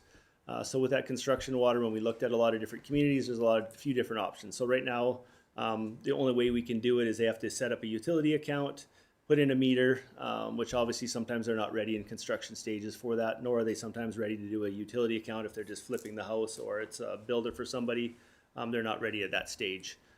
So we have basically options right now, which is kind of keep it status quo, and there's no charge for it. We make them set up a utility account, supply them with the meter that they have to buy. Or we have option number 2, which is a flat rate construction. Water's applied at the development permit. They give us a fee of $200 that covers the construction. Once that construction is done or at the final stages, then we require them to go into a agreement with the town for a utility bill and supply the meter, and then it's all status quo. Or option number 3 is to charge a monthly rate for construction water till the request is installed a meter.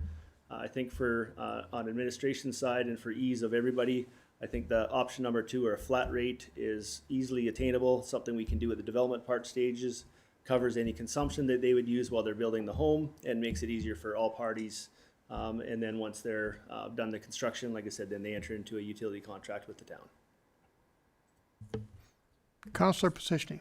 Yeah, through the chair too, Mr. Briscoe. We've never had anybody ask. We've had a few, through the Deputy Mayor to Councillor Basicny, we've had a bunch of them asked if they could get construction water, especially when they get some of the contractors that come out of town that are building houses have asked, as everywhere else seems to have some type of construction water. So we have had them asked, and a lot of it's for the drywallers when they're in that stage. And then typically we've said, well, then you need a utility account, and then you need the meter and everything installed from there. And a lot of times they don't have, the plumber's not even ready for a lot of that type of stuff yet. So, and this is probably, I'm going to assume this is pretty common in other municipalities to have this? Yes. Yeah, I'm okay with that. Mayor Zahara. I'm good with your recommended option. Councillor Taylor. Through the Deputy Mayor to Council and Administration. I know you hearing the option 2 at the $200, but I'm looking for like longer builds, and we get into maybe some like commercial properties or things like that, much bigger. We're now maybe past the $200 mark in terms of usage. So whether it is that option, that number has to go up, which I would hate to do that. But I think the option 3, because if we're looking at a longer bill, yeah, you could be looking at a 5-6 months into that, right? And I think that the per month might be a better option depending on how much water usage you're looking at, right? So I'm leaning towards option 3, unless there's something I'm missing in terms of this. So. Councillor Schminnard. Through the Deputy Mayor to Darren, I'm looking at option 2, and to help answer Councillor Taylor's question, when we're saying at development, they're building big buildings instead of 200, charge them 500, but I agree with your recommendation of 2, solves the problem, and it's quick and easy. Mayor Zahara. Thank you. I still support option 2. We also have to be mindful, do we want to have development in our community, or we do not want to have development in our community? We need to work with our developers to ensure that we can get construction going. And we also have to think about the administrative burden for something that might be temporary over a course of a few months. If it is something, a larger build, I think we should be very happy to have that coming to our community. And that is a small price to pay for the ongoing utility revenue as well as taxation revenue that would be coming from such construction. Councillor Chechka.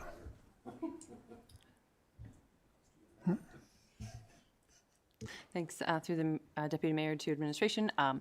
Mayor Zahara stole my thunder there. I think option 2 for me as well. And option 2 for me. Thank you. Where are we at? Okay, utility bills. Let's go back to that one. You want to go back to that one? Yeah. Okay, sorry. So, one more thing on this slide that I want to talk about, and we talked a little bit about when customers ask to, they're going away and they want to suspend their services. Again, I think there's perception that they want all of these fees to go away. And we just want to clarify with council that some of these are not related to the utility account specifically. For example, the stormwater, or the sewer, I highlighted the wrong ones on this, my apologies. It's the wastewater treatment plant recovery and the stormwater management. The $2 for stormwater management and the wastewater treatment plant. Those aren't utility fees. They're sort of almost like a levy. I use the word levy, but they're council decisions to apply to properties.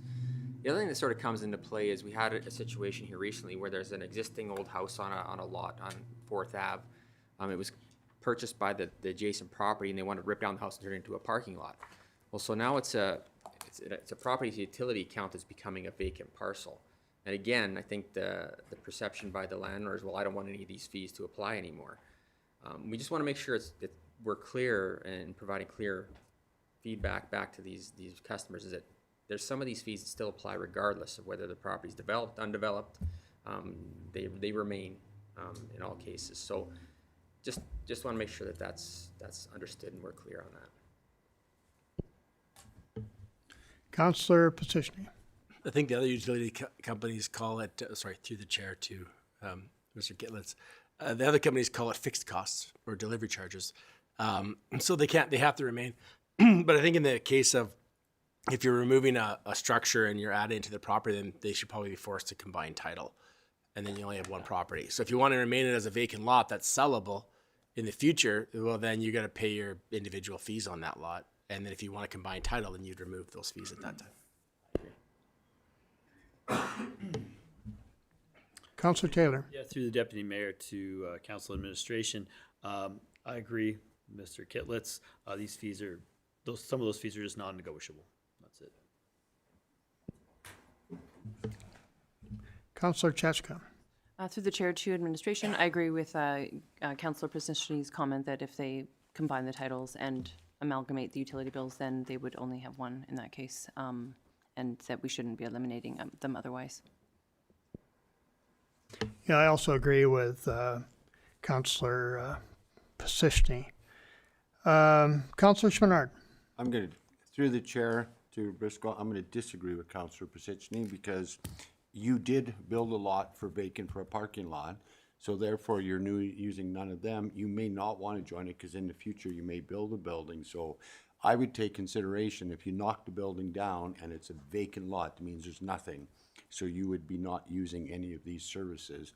And then I'm gonna echo the mayor, we don't wanna get people excited because we want them to build on there, so make it simple, and if it's vacant, then it could be erased.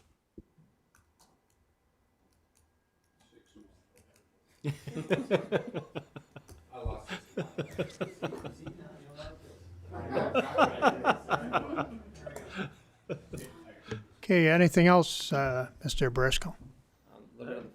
Yeah, unfortunately, I still have a couple more slides to torture you guys with, and then we'll maybe take it easy on you after that. Yeah, A go lot ahead. of the next two slides are basically just if you look on the water side or in our fees and rates, we really have two fees. We have a connection fee after hours and a disconnection fee, and sewer dumping after hours fee.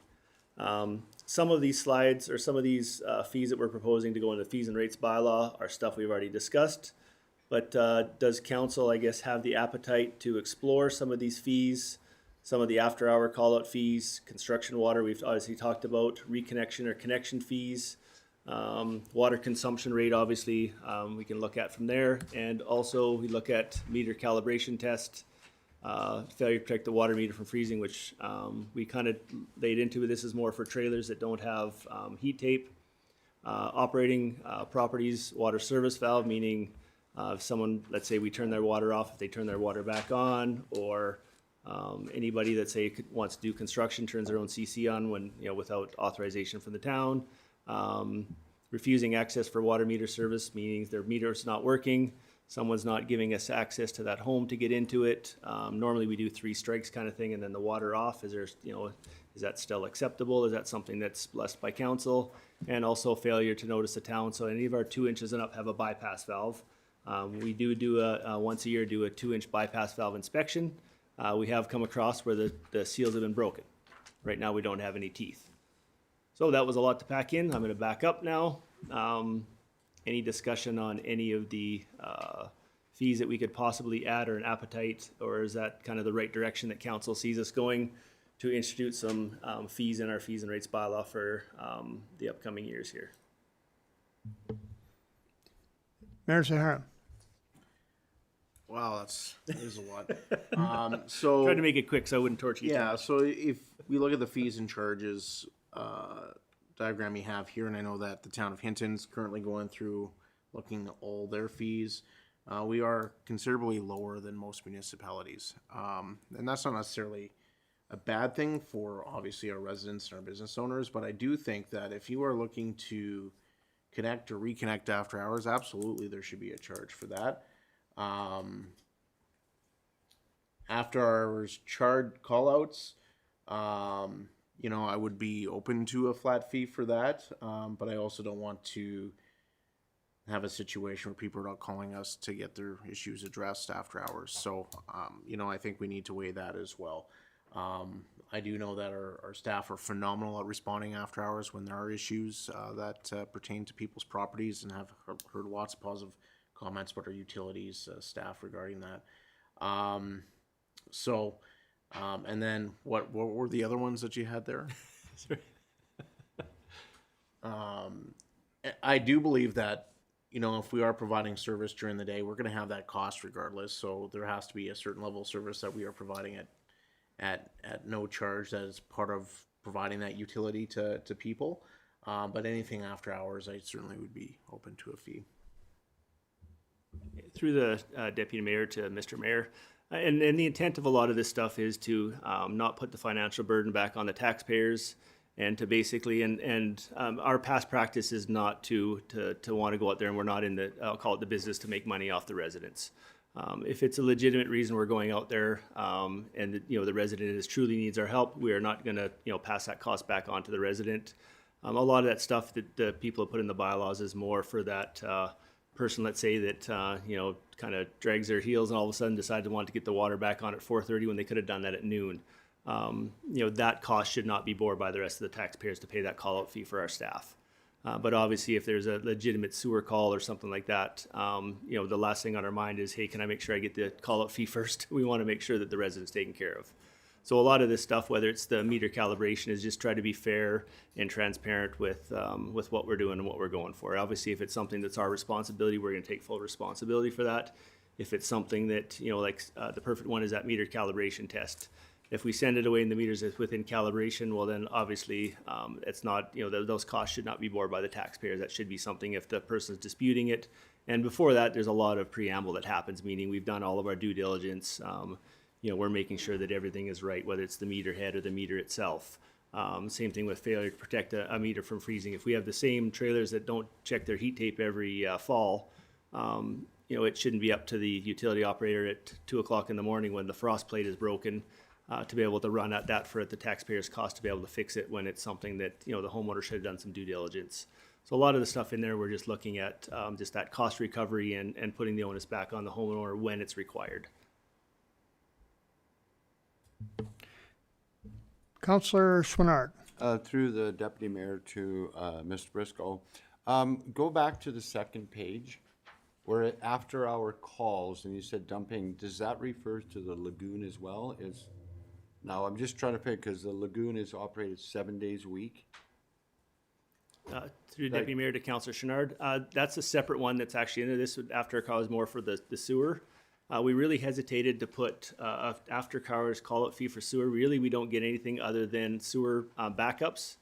And as Mayor Zahara said, we don't want to do anything that's going to discourage someone from calling in a sewer backup. Okay, maybe I'll just rephrase. So our other one in this, so our fees and rates bylaw already have after hours sewer dumping as a call out fee already on our fees and rates bylaw. Okay, so I was just checking, it's not on this one. Correct. It's not on Okay, this one. This is then just I more will- for anything water related, which usually comes in water connection, just to be more clarification onto it. Okay, no problem, it's not on here, but that's fine, thank you.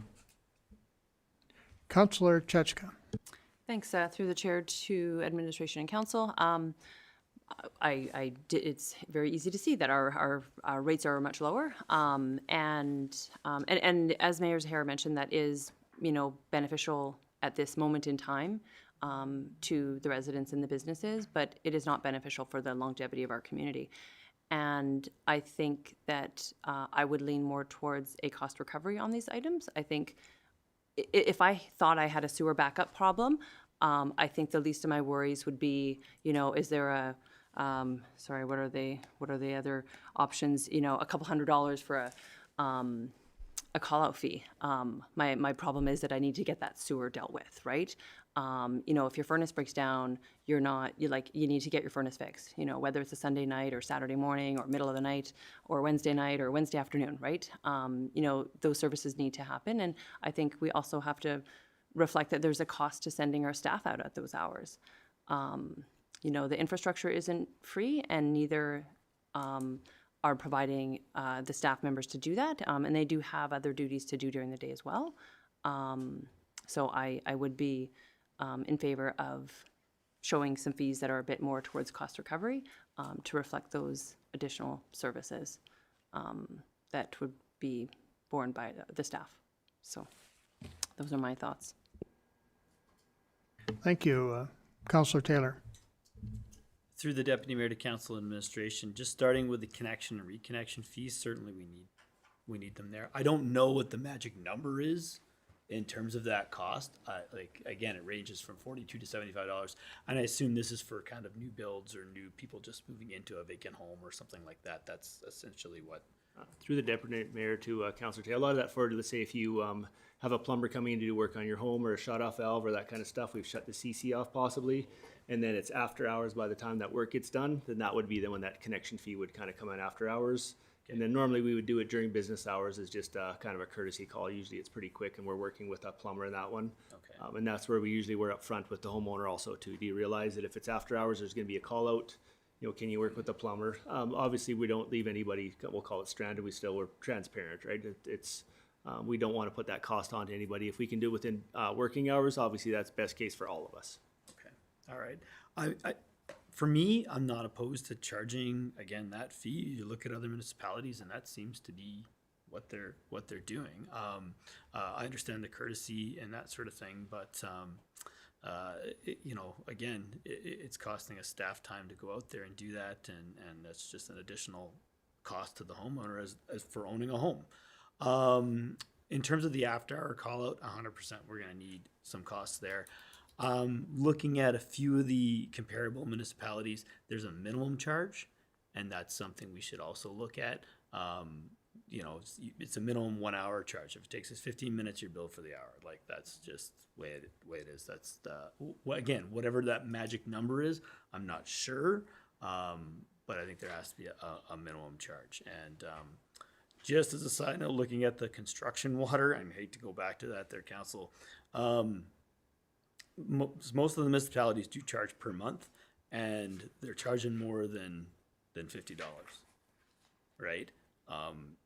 That's a construction water. So I get Whitecourt is charging a $90 admin fee plus a refundable meter deposit of $500.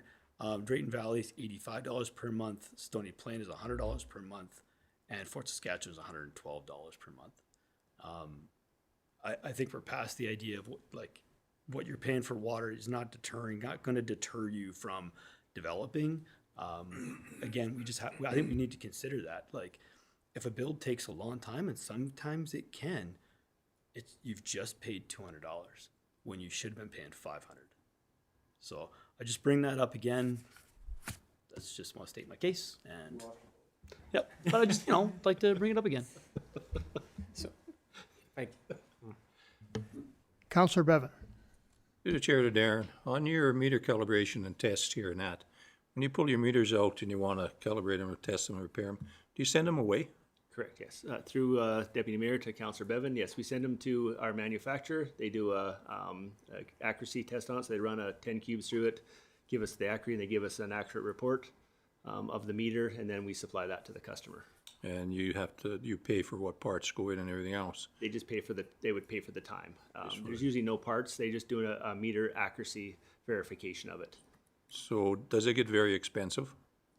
It's usually about, I want to say, anywhere from $180 to $250 that they charge to, by the time you ship the meter to Calgary, they'd run their test through it, run the report, send the meter back, is approximately right around that $170 to $250, right around there. Depending on the size of the meter, obviously the bigger meter, they run a little bit more water through it, a little bit more time and cost, but it's right around that area. So have we ever looked at doing them in-house ourselves, like a lot of places do in-house? We have your proving bench there and everything else. You run the water or any type of fluid you want through it. And I mean, it's a little expense to set it up, but it saves you a lot of dollars in the end if you can do it all yourself. Plus, you get a qualified technician out here to do it. The town would hire somebody or whatever, and it could save us a few bucks in the long run. Through the Deputy Mayor to Councillor Bevan. The only reason we haven't explored that option is literally the fact that it's the town against the resident. And when we use a third party, we're both kind of not involved, I guess you could say. So we use that third party verification. That way they can't say, well, no, the meter was bad, but no, the town said it was still good. So that just takes us out of that equation. Thank you. Councillor Positioning. You might have just answered my question. Because what would be the purpose of sending the meters away to be calibrated? And it's only through Deputy Mayor to Councillor Positioning. It's basically would be just if you dispute your high bill and you say, you know what, I don't have a leak. I'm still using way much more water than I should be. It's the meter's fault. So if a resident, sorry if I cut you off. So if a resident is disputing their bill and they think their meter is wrong, we'll send it away to be tested and calibrated by a third party, and they give us a verification report on that. Correct. And that's the last option. So basically our first option is we're going to data log it. We're going to give them some dye. We're going to do all the due diligence first, and we're going to say, you know what, the meter is accurate. Did you have grandma over that took a bath every day or something? Or what did you do that was different? And if they're still adamant, then, then we're going to send the meter away if they request it, kind of thing, just to let them know that there will be a cost if it's found to be accurate. How often does this happen? About 3 times a year. We've had a few, not much more than that, but it's something that we've noticed. It's in a few of the other bylaws. I was looking at a few of the ones are looking at implementing it. Councillor Chachka. Thanks. So through the chair to council and administration. Specifically on the water consumption rate that we currently have of $1.94, I am in favor of having that increased, and the reasons is that every summer for since I've been here, we have water restrictions. Even though despite putting a lot of effort into bringing on new wells, and I know administration is working on the next step too to continue that process, we have had a greater demand for water than we have availability.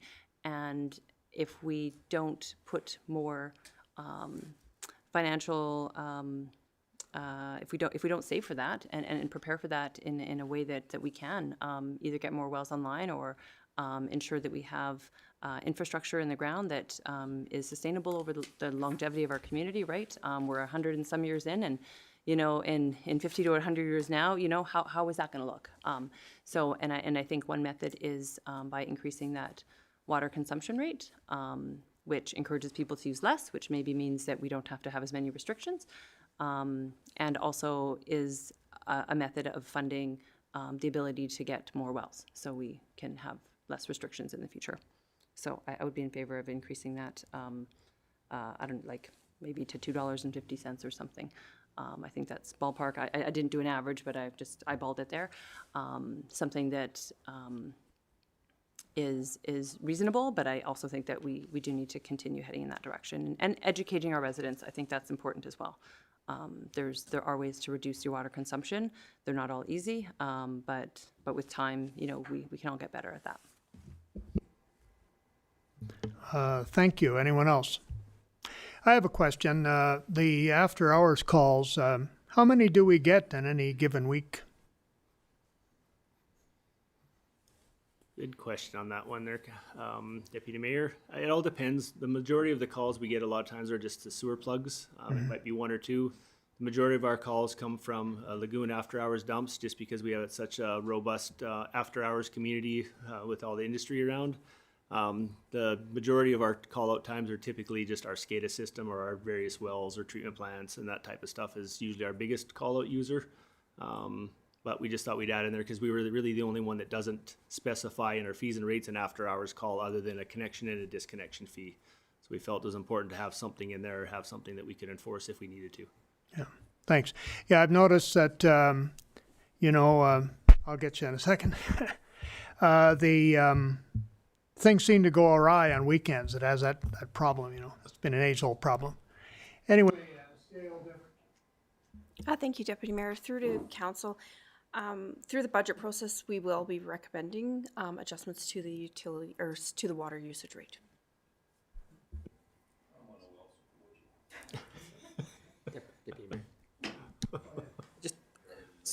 Just to comment, maybe I should have said this earlier, but I realize there's a lot of information for council, and we haven't provided a lot of recommendation or direction, but I think through the work, that utility buys actually become a lot of work, and I know this has been a bit of onerous process, but these are all questions that we get daily, and staff don't know how to answer them, and sometimes it can be inconsistent. One GM says charge and one GM says don't, so we're trying to get directions so that we can include it in the bylaw, and we can confidently tell staff, our customers, how we'll deal with it. But in this case, it was just very interesting for us to see that, for our utilities, we're not charging a lot of extra charges. We have a consumption fee and the call-out, whereas other municipalities were having all kinds of different fees coming along with providing these services. Now, that may mean a little bit extra work too on invoicing too, so we have to be aware of that, and maybe we don't want to get overboard, but we just wanted to get a feel for council if there's an appetite to say, maybe there is some cases where we can charge some extra fees for some of these services and help to pay for that utility service, right? So that was kind of the intent. Yeah, thanks very much. Anyone else? There we are. Councillor position. Yeah, through the Deputy Mayor to administration. I'm not against after-hour call-outs. That's pretty standard in most industries. I'm sure our collective agreement at the town has how much we have to pay when they get called out. So there should be some kind of a cost recovery model there, because people will abuse after hours if there is no fees. And we're the only one that doesn't have one. So I'm not saying to gouge people, but a lot of employers, it's probably a 3-hour pay for however long it takes. So we should have something in there, and I'm not against us having things that align with other municipalities. Thank you. Finally, the last slide. Wait till we get to the 26-page bylaw you guys are going to see. So basically, the next steps obviously are to incorporate the feedback that you guys have given us today into the bylaw. continue to work and receive feedback from internal stakeholders, meaning that we want to make sure that anything we put through finance is able to, it obviously works for finance, same thing with protective services or fire services, anything in our bylaw aligns them with anything that they have, and then obviously finalize that final draft for your consideration. So I thank you very much for your patience and your time. I know it was a lot of information, but I think this gives us the information to be able to move forward now. So thank you very much for your time.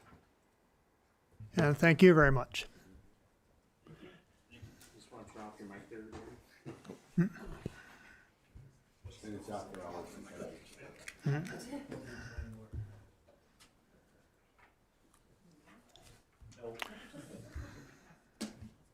Okay, we've come down to business items here.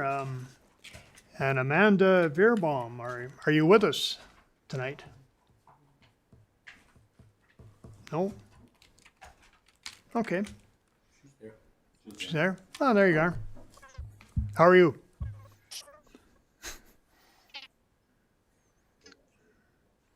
Can't hear you.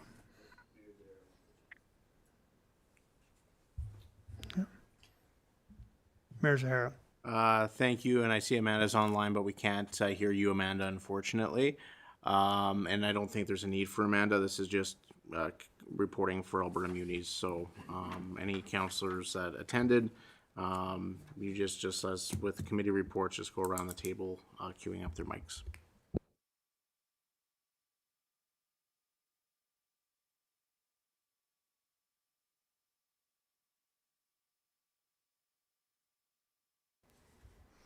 Yeah, through the deputy mayor, I attended Alberta Munis, went to a few sessions, a couple on housing, and I know we're doing a housing study here, which will tie in, I think, really nicely. Both sessions indicated getting that study done and having some sort of plan in place before you apply for funding is important.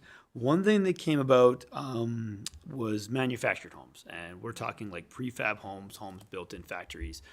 There's some homes that from the naked eye from outside, they were just brought in on a truck and plopped onto the lot out of a dugout, and they look fantastic and they built right in. And whether or not the guy from the company was just selling his own business and doing a really amazing job at selling his own business when he did this, he said, like, building it in a factory is a hell of a lot easier than building it out on the curb. You get delays, you get you have weather issues, whatever. However, if you have a staff that's just turning them out like you would like an assembly line or like cars and that sort of thing, you can turn out a lot more. And so there's options there in terms of solving housing issues, as many municipalities are facing these housing issues. So the other one said having your land use bylaw up to date, and I felt pretty proud. We just have our land use bylaw up to date. So these are going to be connections. I'm looking forward to seeing what this housing study comes about and what our needs are and how we can apply this information.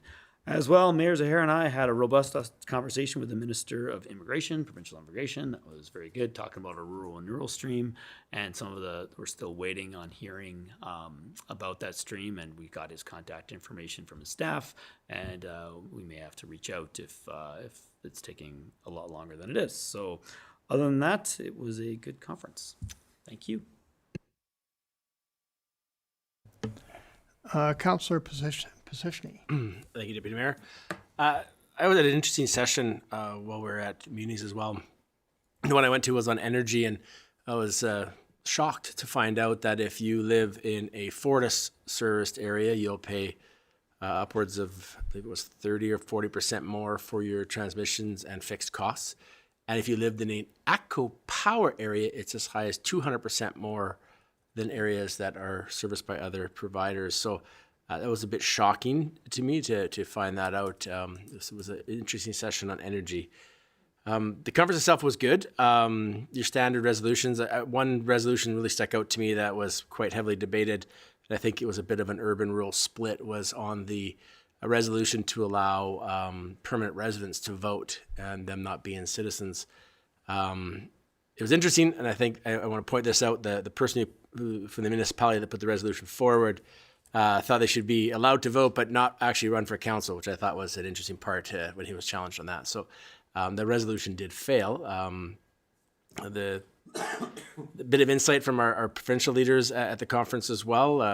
The premiers and she had her speech, and then the opposition had their speeches, but the bear pits were good too. And it's just classic. We'll look into it, and some of the stuff they're not going to change on. But some of the resolutions I found this time weren't all just show us your money. So that was actually nice to see for a change that some of the resolutions weren't just focused on trying to get more money, even though we always need more money. But overall, I thought it was a good conference. And it was the first time I've attended the conference in Red Deer, which was different. So the hosts were pretty good. That's all I have to report. Thank you. Mayor Zahara. Yeah, it was a really great conference this year. Had the opportunity, as Councillor Taylor talked about, to talk to the Minister of Immigration, talked with staff at Alberta Transportation as well regarding Highway 16, was able to ask a question during the bear pit. Still waiting for a response back regarding that. Also was able to talk with the staff with the Solicitor General's office. We had an inquiry put in regarding the difficulties with peace officer appointments and some of the red tape we have to go through as municipalities, appointing peace officers that are already duly appointed at other municipalities. It's not a simple transition. There's a several week wait, and at which point municipalities can't deploy those resources. So they were looking into getting us a response and still waiting to hear back. But I thought it was a really good opportunity to have some discussions with some of those ministers, as well as the Minister of Municipal Affairs that was there. Attended a couple different sessions. One was about good governance. It was directed to CAOs, but there were a number of mayors in the room. And the presenter talked about how not all politicians are idiots, so that was good to hear. But some really good points about election seasons coming up and the role of administration versus council, and making sure that administrations not getting into the political realm, and as we as individuals that are duly elected, not using the administration to get information that could influence the election, right? So some really good thoughts there. Also attended a session with the mayor of Westlock and the mayor of Jasper, talking about communications with the public. And, we've had our fair share of emergencies and communications, but I still picked up some information. And I think, what Mayor Ireland has done during the Jasper emergency has been phenomenal. Just his empathy towards his community. And their communications with a lot of empathy. And he spoke about, as that emergency went on for a number of weeks and people were not home, they noticed that the commentary from the public was very positive, more so in the morning, and then really negative towards the end of the day. So they changed their communication strategy to post more positive stories later on in the afternoon. So when people were laying at bed at night, they actually had some positive thoughts, not some of the horrific things that they were going to have to deal with. And I thought that was really smart of them to do, and also being honest and open with the public in regards to what's going on in their emergencies. So that was really good as well. And I found the session on the resolutions really good. But I have a big concern that we put forward way too many resolutions and nothing ever gets done. And I think we as municipalities need to have a serious discussion of how many resolutions are we going to have on the books? I think we had 26 on the agenda. I think we only got to 21. The Minister of Municipal Affairs was late an hour because we're discussing an issue that the government has been quite clear they're not changing the rules on. So what are we even doing, wasting all this time? Let's try to fight for the things that we can actually influence. And there were some really good discussions. I don't know about the Premier musing about taking over control over taxation and what all that was about. But I think we really need to focus in, and this goes for FCM too, we got to pick our battles, and let's pick our battles and do them well. Because, I don't think it's fair for municipalities to be all over the map on all sorts of different issues, and then we get nothing accomplished. And I was, I guess, a little frustrated to hear grants in lieu of property taxes. Last year, the premier said we're going to look into it, and then it was the same discussion this year.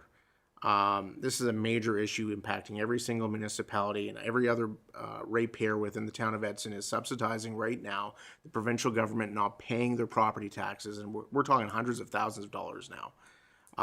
And then the province goes out and says, we have this massive surplus. It's on the backs of municipalities. And I certainly hope that the message was received by the ministers and the premier that this needs to be addressed. It is not right. And I'll just leave it at that.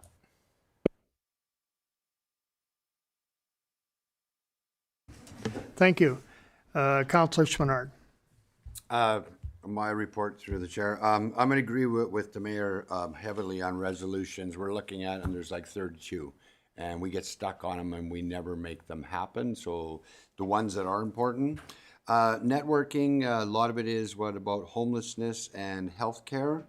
I was at the power one as well, and the other ones mentioned. The one that I found interesting, it was all about Facebooking.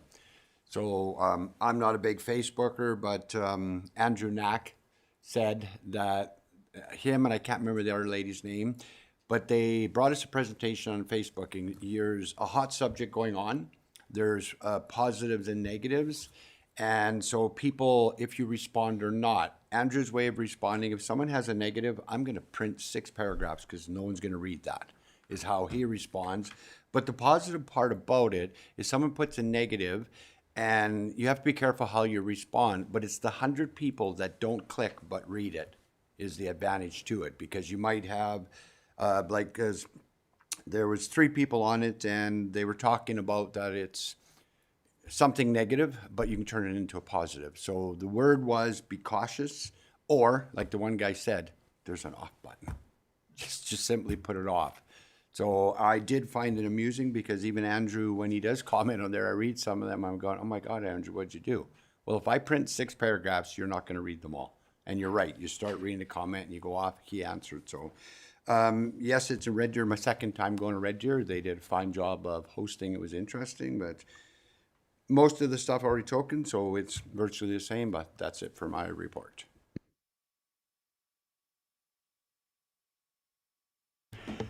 Well, I enjoyed the conference. First time I'd been to the Red Deer conference, and it was a good one. I went to three of the presentations, fostering culture and respect in the chamber, and social media and beyond. Of course, social media is a big part of things now, and you look at the different comments and you weigh them accordingly. How to prepare a successful and positive election in a smaller community, and that had some good tips in it. The mayor mentioned Jasper Mayor Ireland, and there was another one about a rainbow crosswalk, and I can't remember the particular community, but yeah, and some people were really upset about it. Others didn't mind it, but it was a strong reaction from the public, and so they painted over it eventually. And and I imagine that'll be a hot topic for quite a while. Of course, there was one community in southern Alberta encountered some water problems because of a rupture of one of the large pipes that bring in the water. So they went through some anxious moments at that time.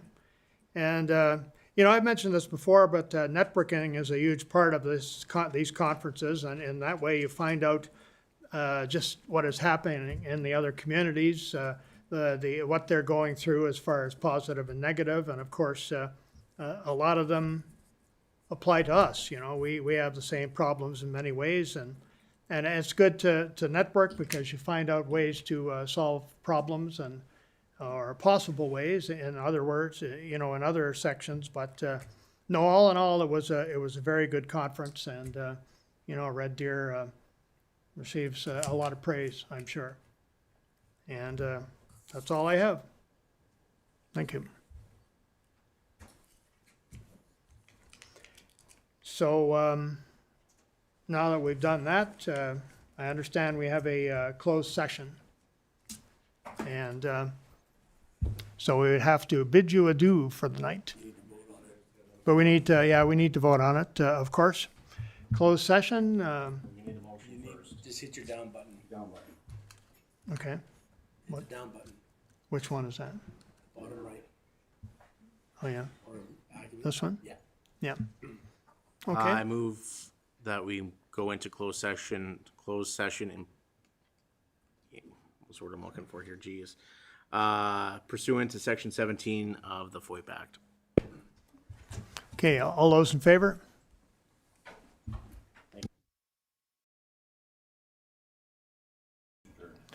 The meeting is adjourned.